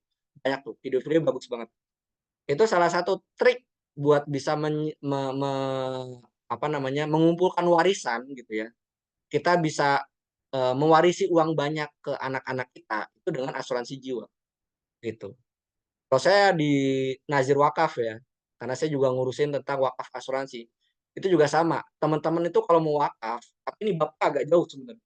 Teman-teman mau wakaf 1 miliar buat dibangunin pesantren, buat dibangunin masjid, atau buat dibangunin pertanian produktif, lahan produktif. Senilai 1 miliar. Teman-teman nggak perlu ngumpulin 1 miliar. Cukup punya asuransi jiwa, yang mana nanti sebagian dari santunannya itu diwakafkan. Jadi itu salah satu trik kita bisa berwakaf dengan nominal besar tanpa harus ngumpulin uang dengan nominal yang sama. Dari mana uangnya? Dari dana tabaruk. Orang-orang yang menolong keluarga kita, itu nanti dari uang itu akan diwakafkan atas nama kita. Pahalanya buat kita juga. Gitu teman-teman. Oke, jadi itu untuk dalil-dalilnya. Silakan habis ini sesi tanya jawab secara langsung aja ya, biar lebih enak. Silakan boleh dibantu Azam buat kalau ada yang mau nanya via secara langsung.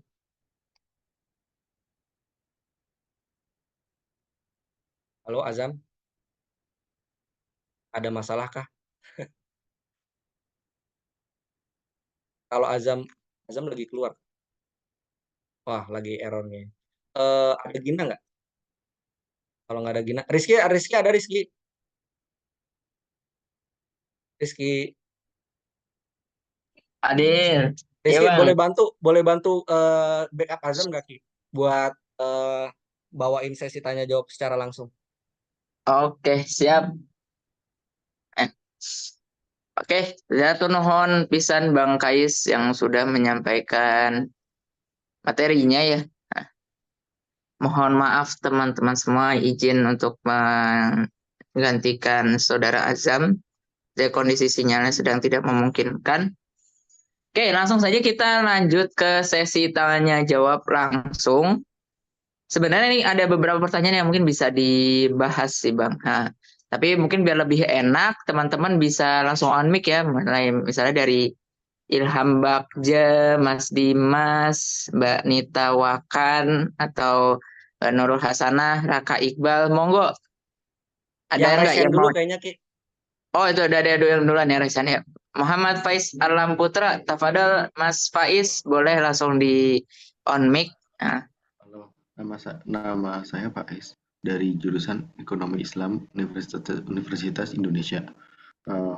Saya mau nanya apa itu definisi reasuransi dan bagaimana cara reasuransi syariah itu bekerja? Ya, langsung dijawab aja ya Ki. Oke, silakan Bang Guys, langsung saja. Oke, jadi apa itu reasuransi? Jadi sebetulnya konsep reasuransi itu adalah duplikat dari konsep asuransinya itu sendiri. Maksudnya gimana? Kalau dalam konsep asuransi itu kan, yang menjadi peserta itu adalah masyarakat. Masyarakat saling bertabaruk gitu ya, dan bertahun dengan takaful, mereka kumpulin kontribusi untuk saling menolong ketika ada salah satu dari mereka yang terkena resiko. Resiko bisa sakit, sakit kritis atau meninggal. Tapi kalau di reasuransi, yang jadi pesertanya adalah para perusahaan asuransi syariah yang mereka ini bayar kontribusi juga ke perusahaan reasuransi syariah. Yang mana yang di-cover adalah ketika kondisi-kondisi tertentu, salah satunya atau yang utamanya adalah ketika rasio klaimnya itu gede banget, gitu. Maka dari situ ketika udah, oh ini dana tabarunya bisa jebol nih. Nah, akhirnya diberikanlah santunan dari perusahaan reasuransi itu untuk membayarkan klaim-klaim itu. Jadi kayak gitu. Konsep sederhananya kayak gitu ya, teman-teman. Atau mungkin nanti teman-teman bisa pelajari lebih mendalam lagi ya secara regulasi dan lain-lain tentang konsep reasuransi itu seperti apa. Karena apa namanya, saya menyederhanakan bahasanya seperti itu.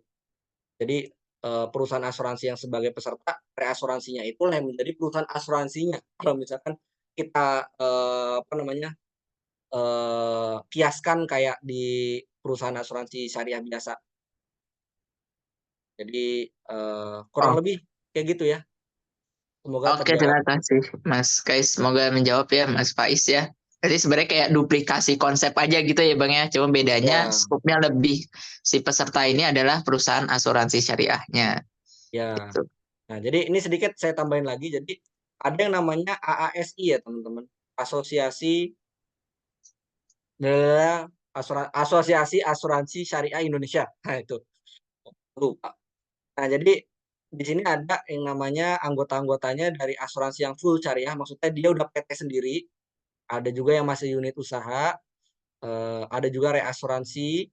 Nah, ini contohnya nih reasuransinya. Tuh, ini reasuransi. Jadi ada perusahaan-perusahaan asuransi itu diasuransikan lagi di mana di perusahaan reasuransi. Seperti itu. Jadi gitu ya. Oke, terima kasih Bang Kais. Lanjut. Oh, Mas Ilham Bagja, Ibam. Monggo tafadhol Ya, Mas Ibam bisa langsung on mic. izin bertanya Bang, Bang Rizky sama Bang Kais. Sebenarnya penasarannya sih Bang, tadi kan ada 4 dana ya, dana tabaru, ujrah, investasi sama tahun. Nah, sebenarnya lebih penasaran ke persentasinya aja, soalnya kayak mikir kayak eh, perusahaan syariah yang gede gitu, apakah udah cukup profitable dengan dana ujrah dan investasi, atau maksudnya udah bisa nutup belum biaya operasional segala macamnya gitu? Atau mungkin orientasinya bukan ke profitable-nya atau gimana Bang? Mungkin itu aja sih Bang. Terima kasih. Oke, sama-sama. Nah, bagaimana persentase antara yang dibayarkan dari kontribusi, apakah apa namanya proporsinya itu sama semua atau gimana? Jawabannya tergantung akad, gitu ya. Jadi teman-teman kita perlu perhatikan kita punya atau kita daftar produknya produk apa? Asuransi jiwa kah, sakit kritis kah, atau kesehatan? Yang kedua, jenis produknya itu apa? Nanti kalau ini saya nggak bahas di pertemuan malam hari ini ya. Kalau teman-teman mau belajar lebih jauh, nanti mungkin kita bisa kontak-kontakan, kita bisa diskusi lebih secara personal pun juga saya silahkan kalau teman-teman ada yang mau nanya secara langsung gitu ya. Kalau misalkan ada yang mau nanya-nanya, kira-kira saya kebutuhannya apa ya, gitu itu juga bisa. Ada lagi nanti jenis-jenis produk berdasarkan namanya term life, whole life, endowment, PID, itu beda-beda lagi. Dan di antara itu semua nanti beda-beda juga.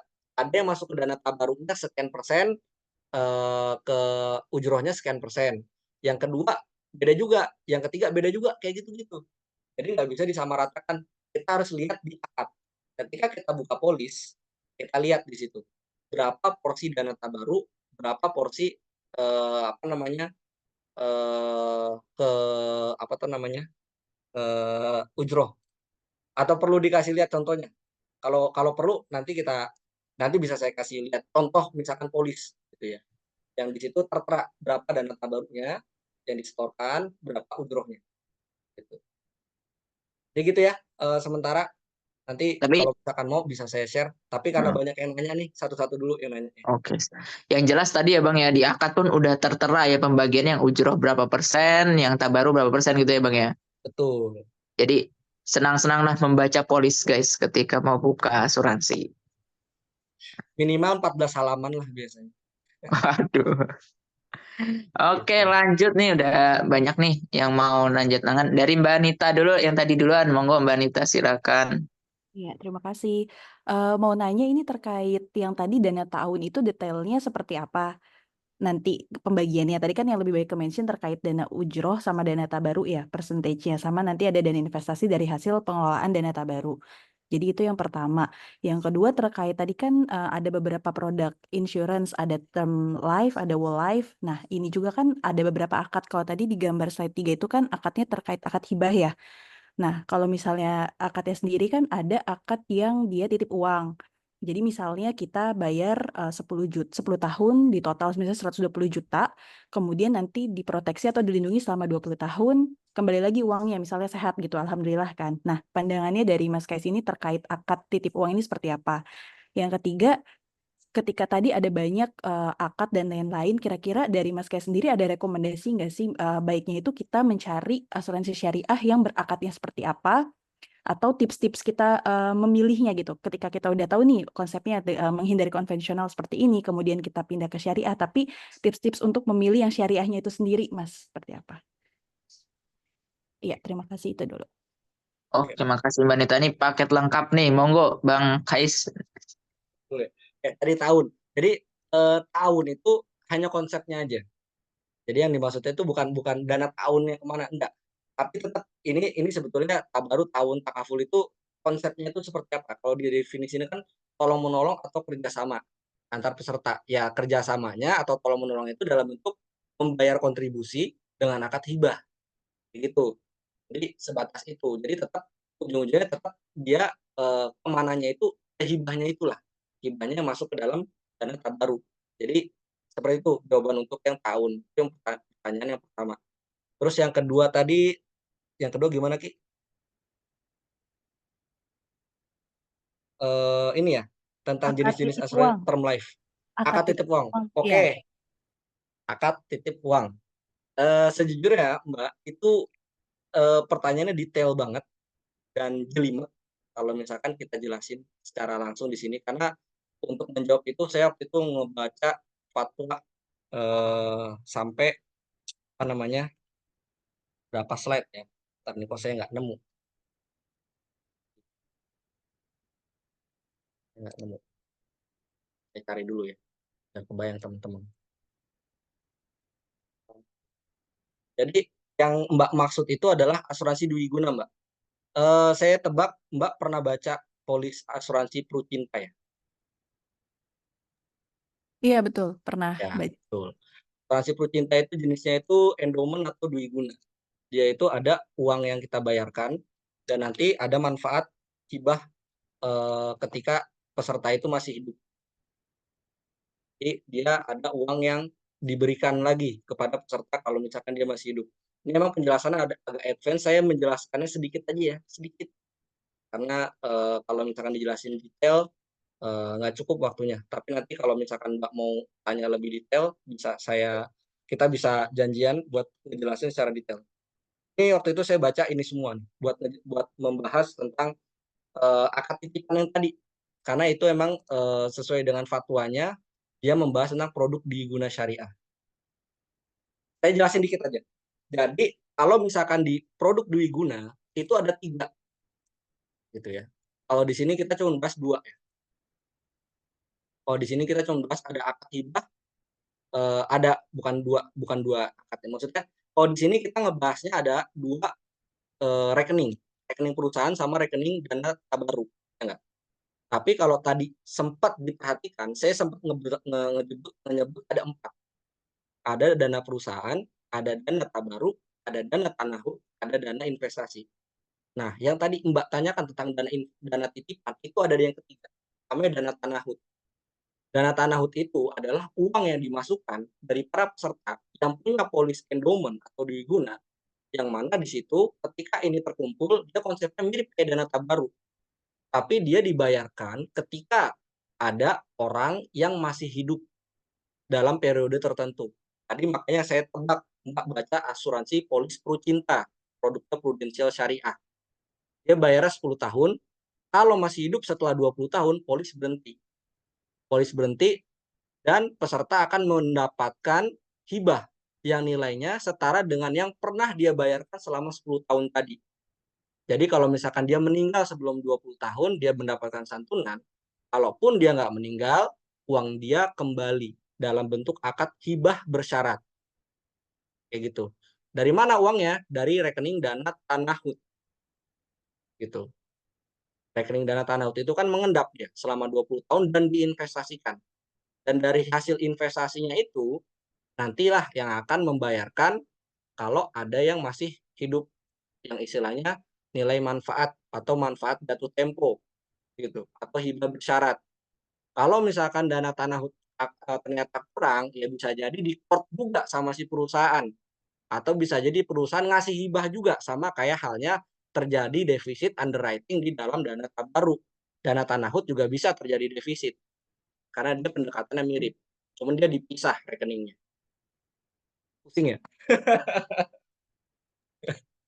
Jadi Gitu teman-teman. intinya itu ada pembagian rekening lagi ya Bang ya. Nah, Ya, betul. untuk alokasi khusus tadi menyiapkan si dana titipan itu untuk dikembalikan di waktu tertentu yang sudah disepakati gitu. Ya. Jadi si Jadi, dana tabaruk pun nggak di otak-atik lah, ini segitu-segitu sesuai akad gitu ya. ini muncul nggak fatwanya? Muncul-muncul. Nah, jadi kayak gini kurang lebih. Jadi yang dibayarin itu kalau asuransinya Dwi Guna, kayak Prucinta dari Prudensial Syariah, itu sebagian masuk ujroh, sebagian masuk tabarus, sebagian masuk tanahut. Tuh. I see. Ini Oke. biar kebayang ya. Mana? Prucinta. Nah, jadi untuk menjawab pertanyaan yang barusan juga, kalau soal pembagiannya itu kayak gimana? Nah, ini contohnya. Kita bedah akad. Ini kan disebutnya gitu ya, ada ujroh, ada tabaruk, ada tanahut. Nah, kita lihat di sini. Kontribusi adalah sejumlah uang yang dibayarkan oleh pemegang polis atau pihak ketiga yang ditunjuk oleh pemegang sulit, bla bla bla. Iuran dana tabaruk. Nah, sini disebutin nih sama si perusahaan. Peserta yang ikut dalam polis ini, maka dari 100% uang yang dia bayarkan, iuran dana tabaruknya dari 100% itu yang masuk ke dalam rekening dana tabaruk 17%. Yang masuk ke dalam ujrohnya si perusahaan berapa? Nah, ini ujrohnya ada tabelnya. Ada tahun pertama sampai tahun 10. Ujrohnya dari mulai 75% sampai 66%. Gitu. Dan yang dimasukin ke dalam rekening dana tanahut berapa? Dari 8% sampai 17%. Karena bayarnya di sini, kalau di polis yang ini, bayarnya 10 tahun, proteksinya 20 tahun. Setelah 20 tahun, maka peserta diberikan pilihan, mau dilanjutin lagi atau enggak. Kalau dilanjutin lagi, otomatis kontribusinya naik. Gitu. Kalau masih mau santunannya nilainya sama. Atau kontribusinya tetap, tapi santunannya jatuh jadi lebih kecil. Karena kan 20 tahun lagi beda dong resikonya. Kayak gitu. Tapi dari angka-angka inilah yang terkumpul selama 20 tahun diinvestasikan, nanti kalau misalkan setelah 20 tahun maka akan dibayarkan dengan akad hibah dari dana tanahut. Kalau kurang, perusahaan kasih pinjaman atau kasih hibah ke dalam dana tanahut. Seperti itu. Ini nanya sama agen prudensial juga belum tentu paham loh. Masya Allah, iya ternyata cukup rumit ya. Ya, itu advance banget sebenarnya. Nanti kalau Mbak mau diskusi sama saya lebih lanjut bisa kita atur jadwal. Oke, sip. Kita lanjut dulu ya Bang ya. Ya, Sudah ada Mas silakan. Dimas Prabu. Tafadhol Mas Dimas, silakan bisa di on mic. Ya, terima kasih atas kesempatannya. Saya mungkin hanya bertanya 2 pertanyaan. Pertama tadi sempat saya note di komen terkait perbedaan yang mendasar ya antara asuransi konvensional dan juga asuransi syariah pada saat dia dikaitkan dengan PIB atau unit link. Apakah hanya dari penyaluran dananya atau mungkin ada perbedaan yang mungkin lebih prinsipil lagi? Itu yang pertama. Yang kedua, saya sendiri sebetulnya sudah menggunakan produk asuransi syariah kalau lebih selama 2-3 tahun terakhir lah seperti itu. Yang ingin saya tanyakan adalah pada saat kapan ya atau pada saat apa di mana saya harus menimbang-nimbang untuk tidak menggunakan lagi asuransi syariah saya seperti itu. Jadi misalkan di apa dalam kondisi apa atau kira-kira red flag-nya apa ya? Jadi saya mungkin tidak menggunakan kembali asuransi saya. Itu mungkin terima kasih atas jawabannya. Oke, makasih Mas Dimas nih senior saya di MIT ini. Mas Dimas, polisnya tradisional apa PAID? Aku PD karena Unit link ya, masih unit link ya. ya unit link karena aku menghindari inflasi sih. Aku mengharapnya membayar kontribusi yang sama setiap tahun. Oke. Alokasi subdananya apa? Equity, pasar uang, pendapatan tetap, Eh, pasar uang seingatku. pasar uang. Oke. Hmm. Aman lah ya. Hmm. Karena biasanya ditawarin sama agen malah yang equity gitu. Dengan bahasa-bahasa sugar coatingnya supaya nanti bisa gede nih. Jadi bisa kalau misalkan anak bapak nanti masuk kuliah bisa ditarik saldonya. Oh jangan pernah menarik dana saldo investasi dalam PAID. Tuh tips dari saya kalau punya asuransi PAID atau unit link. Karena fungsi investasinya bukan untuk ditarik tapi buat subsidi. Benar jawabannya.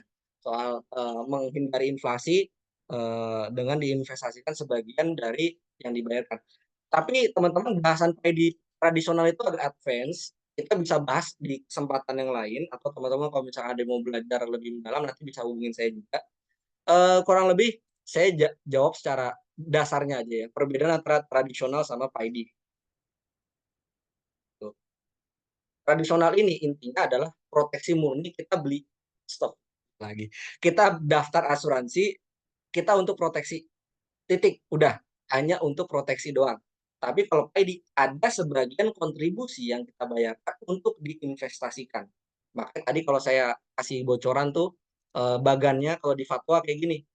Kontribusi yang kita bayarin ada yang masuk ujroh, ada yang masuk dana investasi, ada yang masuk dana tabaruk gitu. Tanahut ada nggak? Tergantung. Karena kalau PAID-nya bukan dui guna, maka dia nggak ada dana tanahut gitu. Tapi ini yang mendasar kayak gini, cuman ujroh, dana investasi sama dana tabaruk. Nah, dana investasi yang dimasukin ke dalam asuransi unit link atau PAID inilah yang nanti untuk mensubsidi silang. Jadi kita bayar di awal supaya uang kita sebagian kontribusinya diinvestasiin sehingga di masa depan ketika ada kenaikan biaya ujroh dan kontribusi yang harus dibayarkan itu kita nggak terlalu berat. Makanya polis PAID itu cenderung flat kontribusinya. Apakah dia bisa jadi nambah biayanya? Bisa. Kalau nggak diubah kontribusinya atau kita disuruh bayar top up.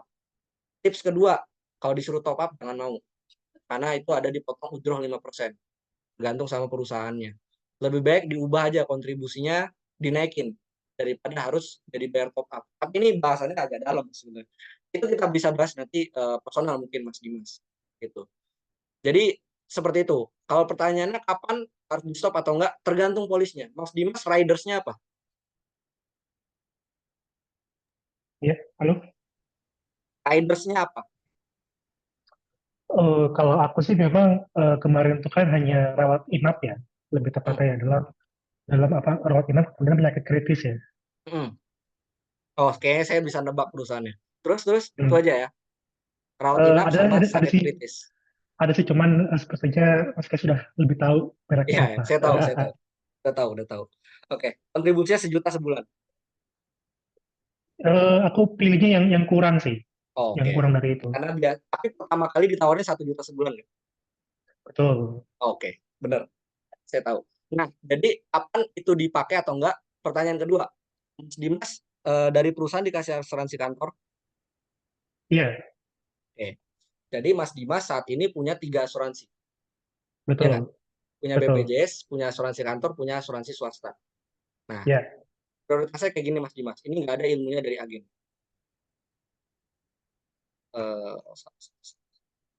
Nah, ini. Jadi Mas Dimas prioritasnya kayak gini. Pertama, Mas Dimas punya BPJS, alhamdulillah.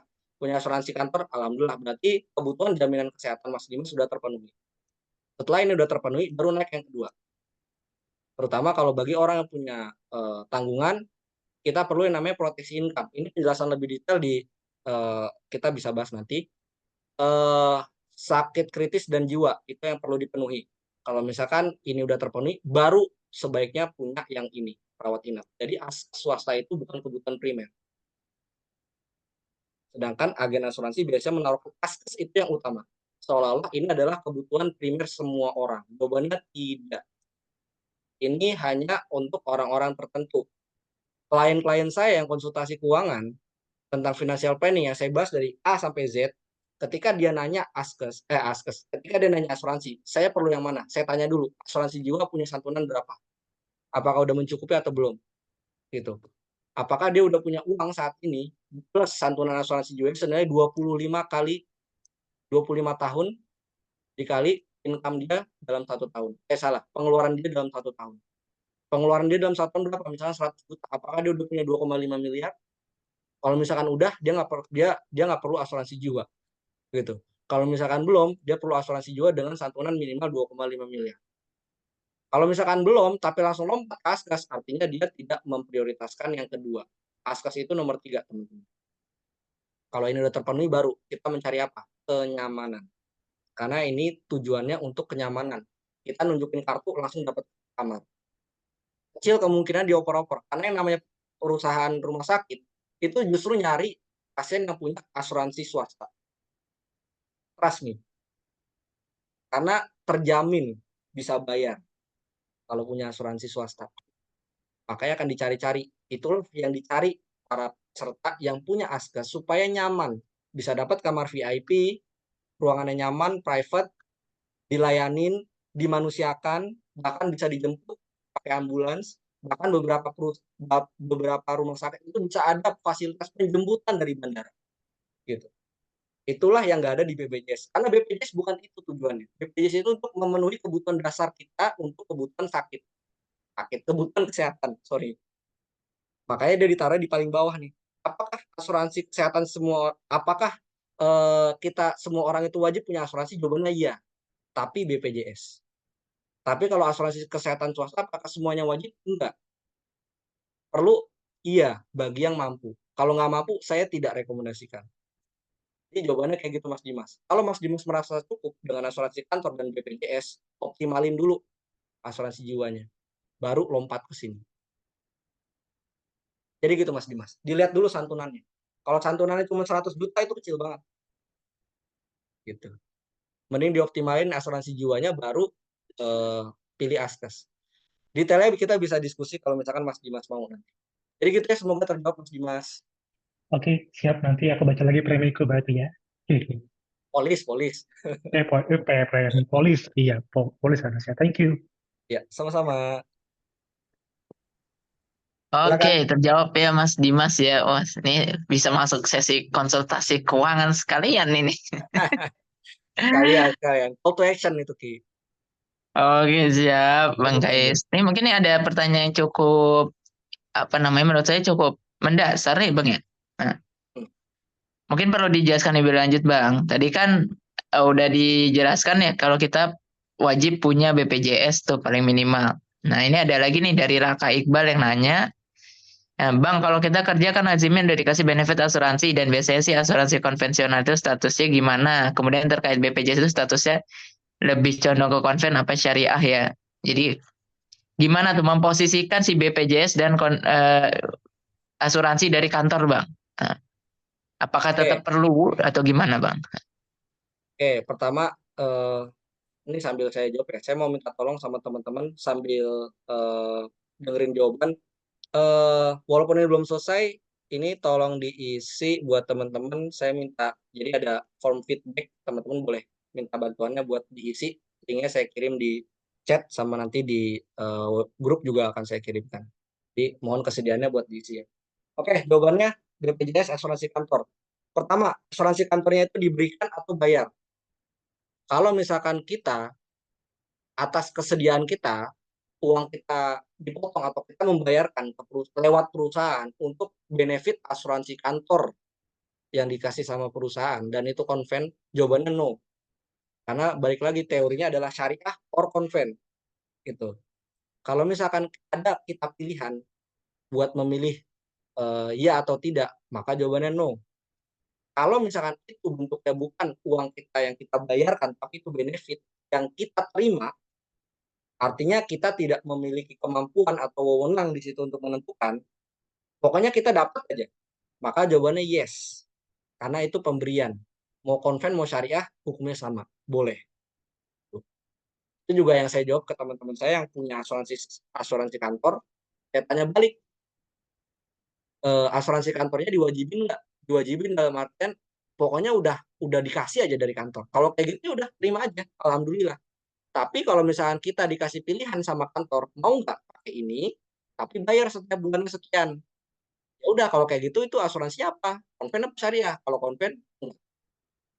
Jadi kayak gitu jawabannya. Semoga terjawab ya.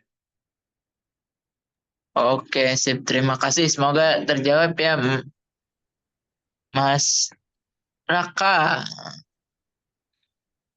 Jadi Terus dari seperti Nurul Hasanah, Bang. Bagaimana dengan asuransi syariah, tapi ada yang konvennya juga? itu Apakah maksudnya itu bisa gimana tuh? dipercaya? Mungkin Asuransi syariah maksudnya kan, ada yang konven. Mungkin maksudnya yang unit usaha kali ya. nah ya, Oke, asuransi syariah yang masih unit usaha. Oke, jadi ini pertanyaan sama kayak Bang. Apa hukumnya bank syariah yang masih ada konvennya? CIMB Niaga. Ada CIMB Niaga konven, ada CIMB Niaga syariah. Permata, ada permata biasa, ada permata syariah. Maybank juga sama. Apa hukumnya? Jawabannya ya masing-masing sesuai dengan perusahaannya. Kalau kita nasabah yang syariah, maka hukumnya syari'i, halal. Kalau kita pilihnya yang konven, ya hukumnya balik lagi konven. Bisa jadi kena riba, bisa jadi kena goror, bisa jadi kena maisir. Kayak gitu. Artinya, mau dia unit usaha syariah atau dia sudah perusahaan sendiri yang syariahnya, itu tidak menyebabkan hukumnya jadi berubah. Gitu. Kalau soal pelayanan mungkin ada perbedaan, bisa jadi. Karena tenaga pemasarnya pun sama gitu. Jadi kalau teman-teman mau tahu ya, di perusahaan-perusahaan syariah, perusahaan-perusahaan asuransi terbesar di Indonesia yang kebanyakan dari perusahaan luar gitu ya. Mau Prudential Syariah yang paling gede asetnya yang pertama. Yang kedua Allianz Syariah. Yang ketiga saya lupa AIA atau Manulife gitu ya. Pokoknya 5 besar ini perusahaan-perusahaan luar gitu. Itu menawarkan produk syariah. Tapi setiap tahun ada penghargaan agen-agen terbaik sebagai agen-agen syariah terbaik gitu ya. Itu mostly non muslim. Gitu. Agak ironi sebenarnya. Artinya di satu sisi ironi adalah mereka lebih banyak kontribusi untuk inklusivitas produk asuransi syariah. Tapi di satu sisi jadinya kayak wah, kalau kayak gini mah syariah cuma dimanfaatin doang sama mereka gitu. Tapi ya kita lihat itu sebagai kesempatan, jangan itu jadi trade, jadi ancaman gitu ya. Ya kita sendiri maunya kayak gimana? Ya kalau kitanya sendiri udah dari awal nolak, pokoknya semua produk keuangan syariah itu nggak ada yang syariah, semuanya itu sama kayak konven, haram juga. Ya udah nggak berkembang. Yang menikmati ya mereka juga gitu ya. Meskipun sah-sah aja mereka menawarkan itu ya, gitu. Nggak ada larangan karena kan syariah itu kan inklusif juga, siapa aja boleh pakai gitu. Tapi maksudnya kita sebagai umat muslim ya jangan sampai kita sendiri yang memusuhi produk dari umat juga gitu. Maksudnya ya itu kan bagaimanapun masa sih kita ngelihat ada restoran yang ada logo halalnya malah kita kritisin, sedangkan ada restoran yang jelas-jelas haram kita diemin aja, ibaratnya begitu. Jadi ya harus kita dukung. Jadi begitu sih jawabannya. Jadi nggak masalah ya kalau misalkan masih unit usaha syariah. Oke, siap. Terima kasih, Bang. Oke, lanjut nih. Ada yang masuk lagi lebih mendasar lagi tuh, Bang. Kaitannya dengan BPJS. Ini kan belum pure syariah nih, Bang. Nah, kita menyikapinya gimana, Bang? Menyikapinya ya udah nggak apa-apa. Karena itu dipaksa sama pemerintah juga dan lebih banyak maslahatnya. Ya kita doain aja semoga ke depan BPJS lebih baik, bisa menawarkan yang full syariah. Karena di Aceh itu udah bisa. Gitu. Karena kan di Aceh kan undang-undang daerahnya, perdanya, konunnya itu mewajibkan semua lembaga keuangan itu beroperasi secara syariah. Mau itu bank, mau itu asuransi dan lain-lain. Makanya setahu saya ya, karena waktu saya buka polis itu ditanyain di awal. Ketika saya buka polis asuransi syariah, apakah Anda tinggal di Aceh atau bukan? Artinya kalau saya tinggal di Aceh, maka wajib ditawarkan produk yang syariah. Kayak gitu. Jadi di Aceh itu BPJS Ketenagakerjaan ini udah ada pilihan yang syariah. Yang kesehatan saya kurang tahu. Mungkin kalau yang di Aceh bisa kasih tahu nanti ya. Itu artinya itu bisa, tapi saat ini untuk yang nasional belum ada pilihan itu. Nah, menyikapinya gimana? Ya udah pakai aja. Karena masalahnya jauh lebih besar daripada mudorot gitu. Toh juga nggak semua investasinya itu di instrumen konvensional kok gitu. Jadi Oke, oke. ada juga yang masuk ke dalam syariah. Oh ya ada Pak Faisal nih yang dari Aceh. Nah, tapi kalau yang BPJS kesehatannya saya kurang tahu tuh apakah udah full syariah atau belum tuh Pak. Kalau di sana. Kalau yang ketenaga kerja setahu saya udah full syariah di Aceh ya. BPJS TK gitu. Oke, berarti tetap itu jatuhnya ke kita itu sifatnya darurat juga hitungannya ya Bang ya? Ya, daruriyat. Apalagi kalau saya waktu itu di kelas ditanya sama Ustadz Erwandi. Ada yang tahu Ustadz Erwandi Tarmizi gitu ya. Ditanya apa hukumnya Ustadz kalau kita disuruh bayar BPJS, disuruh bayar pajak. Jawaban beliau begini. Itu sebetulnya nggak ada hukumnya. Maksudnya gimana? Sesuatu yang dipaksakan sama pemerintah ke kita, maka kita nggak dosa. Gitu. Jadi ya udah, mau itu apakah masih ada konvennya atau enggak, karena itu udah kewajiban, ya kita harus sami'na wa ta'na. Karena kalau kita tolak, mudorotnya lebih besar gitu. Sama halnya kayak pajak. Kita nggak bayar pajak, kita masuk penjara. Daripada masuk penjara, kita bayar pajak lah. Gitu. Oke, siap. Mudah-mudahan terjawab ya Mas Raka ya. Oke. Ada nggak yang belum kejawab teman-teman nih? Takutnya saya ada kelewat nih. Oh, ini M. Wildan nih. Sebenarnya minta contoh produk atau merek asuransi syariah. Tadi kan agak disinggung ya. Nah, saya agak tertarik di kalimat keduanya nih, Bang. Yang apa tuh? Nah, jadi dia bilang kalau di investasi kan ada tempat platform untuk beli produk-produknya ya, sekuritas dan lain-lainnya tuh. Apakah di asuransi syariah juga ada platform seperti itu atau kita wajib kudu lewat agen untuk belinya? Oke. Perusahaan asuransi itu macam-macam ya. Yang tadi saya bilang di awal, dia itu kita mau daftar itu ada yang via online full, ada yang lewat agen, ada yang lewat bank. Namanya Bank Banca Insurance gitu. Mana yang lebih enak tergantung preferensi kita.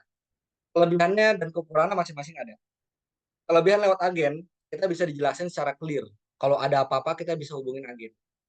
Kita bisa dibantu ngurusin ini, ngurusin itu. Kalau misalnya ada berkas yang kurang dan lain-lain, harus klaim itu ngumpulin apa aja, itu bisa lewat agen. Tuh. Tapi kalau yang full online ya otomatis ya kita harus hubungin customer service gitu. Sedangkan kalau agen kan bisa jadi kita kenal sama orangnya, kita deket sama dia, kita percaya sama dia, enak kalau kayak gitu. Jadi ada saling kepercayaan juga. Makanya sebetulnya kalau salah satu bedanya juga kalau di asuransi, pilih agen itu juga harus milih-milih gitu. Yang kompeten, ngerti. Kalau saya tambahin satu lagi, ngerti hukum syariah. Dia nawarin produk tapi nggak ngerti fikih bahaya gitu. Karena kalau kata Ali bin Abi Thalib, kata Umar bin Khattab, agak mirip kata-katanya. Kalau kita mau berdagang di pasar, belajar dulu fikih. Kalau enggak, dia akan terjerumus ke dalam riba. Gitu. Kalau kita ketemu sama agen yang nggak ngerti hukum syariah, nanti yang ada keluarnya bahasa-bahasanya konven semua. Maka tadi saya bilang, coba teman-teman kalau ada yang punya teman agen, tanyain. Dia tahu perbedaan premi atau kontribusi atau enggak. Paling jawabannya kalau premi konvensional, kalau kontribusi syariah. Itu kalau tahu, kalau enggak belum tentu. Karena biasanya dia pasti ngomongnya premi-premi juga. Gitu. Jadi penting kita menentukan siapa yang ngerti nih. Nah, itulah kekurangannya kalau full online. Kalau full online, kita bisa nggak dijelasin secara real case-nya bahwa ini alur syariahnya seperti ini akadnya. Gini, begini, begini. Makanya tadi saya bilang itu kan agak ribet. Ini contoh aja deh. Yang tadi sempat ditanya sama Mbak, itu yang karena tadi saya tanya produknya pasti Procinta. Oh iya, ini aja ada 10 halaman. Teman-teman apakah bisa baca sendiri secara paham 10 halaman ini? Ya, kalau misalkan bisa, alhamdulillah. Ini produknya tradisional loh, Procinta. 10 tahun kalau misalkan masih hidup, kita dapat hibah setara yang kita bayarkan. Jadi seolah-olah kita nggak keluar uang sama sekali. Itu kelebihannya, makanya ini banyak yang pakai. Dan yang walaupun yang nawarin banyak Cina-Cina juga gitu. Tapi yang pakai pun juga banyak non-muslim loh. Kalau teman-teman mau tahu gitu ya. Tapi di sini ini tradisional, cuma 10 halaman. Kalau polis Paidi minimal belasan halaman. Dan masalahnya kebanyakan orang yang udah punya asuransi Kalau dulu nama unit link, itu hampir semua produknya unit link. Dan ketika ditanya apakah paham produknya, saya bisa jamin di atas 50% nggak paham. Karena PID itu jauh lebih sulit dipahami daripada tradisional. Itu tipsnya. Buat yang dasar tradisional, kalau mau lebih advance, bisa pakai PID atau unit link. Tapi ada beberapa syarat. Kalau saya biasanya ketika ada orang yang nanya, saya cocoknya apa ya? Saya akan lihat dulu kondisi profilnya. Karena kan saya financial planner ya. Saya harus tahu gajinya berapa, pengeluarannya berapa, tanggungannya berapa, kebutuhannya apa aja, santunan yang dia udah miliki berapa. Baru dari situ tahu produk yang cocok apa, tradisional atau PID. Tradisional ada macam-macam, ada term life, ada whole life, ada endowment gitu. Tapi kalau nanya, misalkan ada temennya agen di perusahaan apa misalkan gitu ya, ditanya, pasti dia akan menawarkan produknya yang berdasarkan yang ada di perusahaannya. Kalau dia nggak ada di perusahaannya, ya nggak bakal direkomendasiin. Padahal belum tentu yang ditawarkan sama orang itu cocok sama kita. Karena asuransi itu cocok-cocokan teman-teman. Gitu. Saya bilang produk ini bagus, belum tentu orang lain bilang bagus. Gitu misalkan tadi ya. Misalkan ada yang bilang, oh Prucinta lumayan ya, bayarnya cuma 10 tahun. Tahun ke-11 sampai tahun 20 nggak perlu bayar. Tapi kalau masih hidup di tahun ke-20, setara uang yang pernah kita bayar, kontribusinya akan diberikan lagi ke kita dengan akad hibah. Enak dong. Belum tentu. Ada yang bilang itu enak. Ada yang bilang, ah nggak mau, saya maunya pokoknya uang yang saya bayar ya semuanya buat dana tabaru sama buat umroh gitu. Jadi benar-benar uangnya itu nggak ada yang balik lagi ke saya. Itu term life. Silahkan aja kalau mau cocok yang itu. Kan teman saya ada yang kayak gitu. Kerjanya di PwC, KAP. Dia maunya kalau punya polis itu yang kayak gitu. Yang pokoknya yang dia bayar semuanya udah teralokasikan. Nggak perlu balik lagi ke dia. Gitu teman-teman. Jadi cocok-cocokan ya. Kalau mau diskusi lebih lanjut, mau nanya secara langsung juga boleh ke saya. Silakan. Oke, sip. Tadi sepertinya pertanyaan terakhir, apakah ada lagi teman-teman yang ingin bertanya perihal dengan produk asuransi ataupun tadi ya kaidah yang menyebabkan asuransi itu jadi syariah ataupun tidak gitu. Masih ada waktu sekitar 20 menit lagi. Saya lupa salah satu konsep dasar yang belum disampaikan. Di asuransi syariah ada goror, teman-teman. Lupa banget. Oh, gimana tuh Bang? Gimana tuh? Kalau di asuransi konvensional ada goror, ada. Karena yang dijual belikan adalah resiko. Nah, Rasul melarang jual beli yang ada gorornya. Dan di sini gorornya goror berat, makanya dilarang. Di dalam asuransi syariah ada goror nggak? Ada jawabannya. Apa ya gorornya? Gorornya adalah ketika kita bayar kontribusi, kita nggak pasti apakah kita itu akan mendapatkan santunan atau enggak. Karena kita nggak tahu apakah kita dapat resiko atau enggak. Maka di situ terjadi goror. Gitu. Wah, boleh nggak tuh?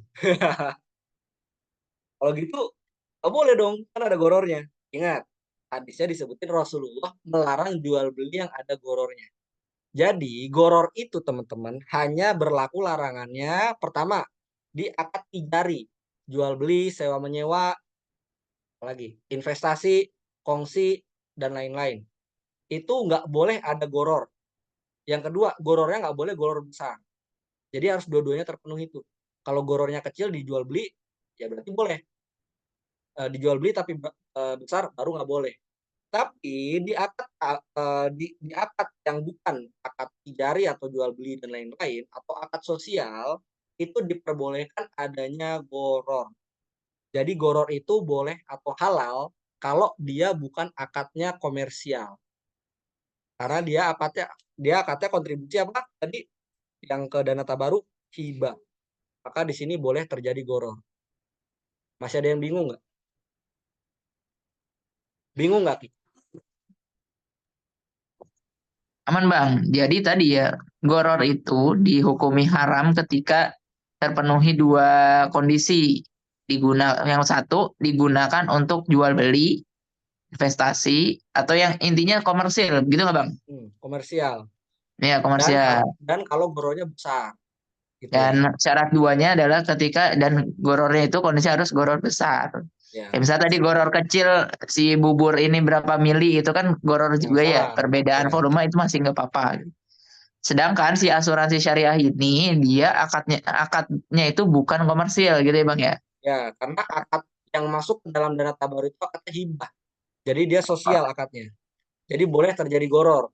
Kita ngasih hibah, tapi kita nggak tahu hibahnya itu untuk siapa. Itu goror, gitu. Nggak Berarti jelas. kalau ada Gitu. kalau ada orang yang mau ikut asuransi syariah biar dapat keuntungan itu salah ya Bang itu ya Bang. Nah, yang harus kita pahami bahwa memang konsep asuransi syariah itu kan tolong menolong ya.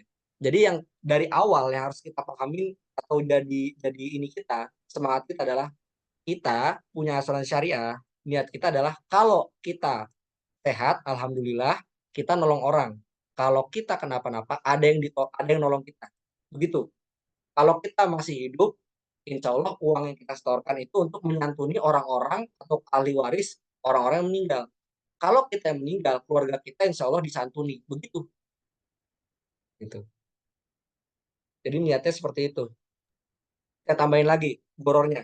Saya ambil contoh. Kalau misalnya ada yang merasa belum clear atau belum bisa nerima atau belum ngerti gitu ya. Kenapa boleh? Saya ambil contoh gini. Rizky rumah di Depok ya Ki. Di Depok Bang. Kalau misalkan saya ngomong gini, Ki, kalau pekan depan saya ke rumah, saya bawain parcel buah ya. Oke? Oke. Oke. Pertanyaannya sekarang, saya ngasih parcel buah itu jelas atau enggak? Pasti atau enggak? Enggak. Berarti goror. Oke. Tapi Karena nggak tadi jelas. Karena dan nggak pasti apakah saya akan ke rumah atau enggak. Saya baru oh, kasih parcel kalau saya ke rumah. Sehingga ketika saya ngomong saya akan ngasih parcel buah kalau ke rumah, berarti nggak jelas itu bakal dikasih atau enggak. Itulah goror. Gitu. Ada nggak orang yang seluas bilang itu haram? Gitu. Nggak enggak. boleh ngomong bakal ngasih parcel buah kalau ke rumah itu goror maka haram. Ada nggak yang bilang gitu? Oh, ternyata konsep goror tuh luas ya maksudnya ya. Nah, Iya, jadi kalau misalkan ngomong begitu itu namanya hibah bersyarat. Kita baru akan memberikan hibah kalau syarat terpenuhi. Apa syaratnya? Kalau ke rumah. Dan itu terjadi goror, tapi nggak masalah karena bukan akad jual beli. oh, Nah, I kalau see, I see. misalkan eh, Bang Kai, saya beli parcel buah. Oke, berapa harganya? 50.000, transfernya 50.000. Oke, Ki, udah diterima uangnya. Parcel buahnya dikasih kalau kalau ke rumah aja ya. Kalau nggak ke rumah berarti ini parcel nggak bakal dikasih gitu. Boleh nggak kalau gitu? Nah, itu nggak boleh tuh. Karena goror. Karena jual beli. Gorornya dijual Akadnya jual beli. beli. Tapi kalau yang hibah boleh. Jadi begitu Oke. ya, teman-teman. Oke, Oke, oke, oke. saya juga mau ngasih tahu juga bahwa saya sebagai perencana keuangan syariah, ini sedikit promosi. Promosi juga, call to action ini namanya. Jadi kalau teman-teman ada yang butuh jasa seputar konsultasi keuangan, terutama di aspek syariahan, teman-teman bisa konsultasi ke saya dengan pilihan modul macam-macam. Ada tentang perencanaan keuangan sehari-hari, tentang fikih muamalah, pensiun, investasi, terus perencanaan pernikahan atau keluarga, perhitungan zakat, wakaf dan waris, dan lain-lain. Itu bisa. Dan teman-teman bisa juga kalau mau khusus nanya-nanya tentang asuransi secara langsung itu bisa hubungin saya, nanti kita bisa sesi Zoom private juga nggak masalah dan itu bisa saya kasih gratis buat teman-teman. Yang mana kalau misalkan apa namanya ada platform lain yang menyediakan khusus konsultasi tentang asuransi itu bisa senilai 2 juta 3 pertemuan gitu. Ngebahas tentang konsep, pemilihan produk, rekomendasi itu bisa 2 juta. Tapi kalau sama saya bisa saya gratisin. Tinggal teman-teman hubungin aja. Kalau misalkan teman-teman mau belajar lebih mendalam seperti apa dan lain-lain gitu. Jangan sampai teman-teman salah pilih produk karena produk asuransi itu difoto seumur hidup ya. Gitu. Sayang kalau misalkan teman-teman udah pakai ternyata salah. Kalau di stop teman-teman rugi gitu. Karena manfaatnya jadi stop dan beberapa produk ada yang namanya masa tunggu. Nah, itu nanti kita bisa bahas kalau misalkan kita mau bahas lagi. Jadi seperti itu ya, silakan hubungin saya kalau ada yang mau bertanya atau mau konsultasi tentang perencanaan keuangan. Ini berbayar ya kalau yang kayak gini. Begitu. Ada lagi Oh, kah yang mau nanya? Coba ditanya lagi Ki. Siapa tahu ada yang mau open mic. Atau kalau nggak ada ya kita cukupin. Oke, terakhir teman-teman, silakan apakah ada yang ingin ditanyakan lagi terkait dengan asuransi dan kehalalan yang ada di dalamnya?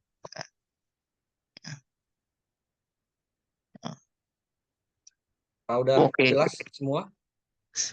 Kayak masih banyak nih teman-teman saya. Mas Rizal, terus Mas Fahlan, Pak Faisal, Hilmi, Hilmi biasanya nanya-nanya nih. Mbak Ende itu kalau mau nanya juga boleh tuh. Mbak Nesa, Holil, Taski, Romas. Udah mau ditanya lagi nggak? Udah jelas banget nih. Beres Oke, dari sini, yang belum punya polis, buka polis. Pilihnya yang syariah, jangan lupa. Iyalah harus syariah. Masa udah jauh-jauh, udah lama-lama belajar di sini, pilihnya yang konven lagi. Wah, capek deh. Nah, ini nih. Nah, sekali. Mana nih syariah shifting nih Bang, ini Bang. Syariah shifting. Oh, iya. Oke, nggak ada lagi.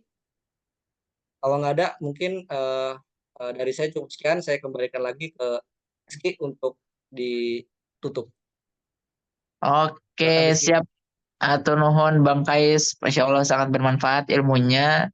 Dan ternyata banyak banget aspek-aspek yang baru saya tahu juga nih terkait dengan asuransi syariah gitu. Dan ternyata beneran ada loh yang syariah dan konsepnya sangat-sangat berbeda 180 derajat dengan yang konvensional.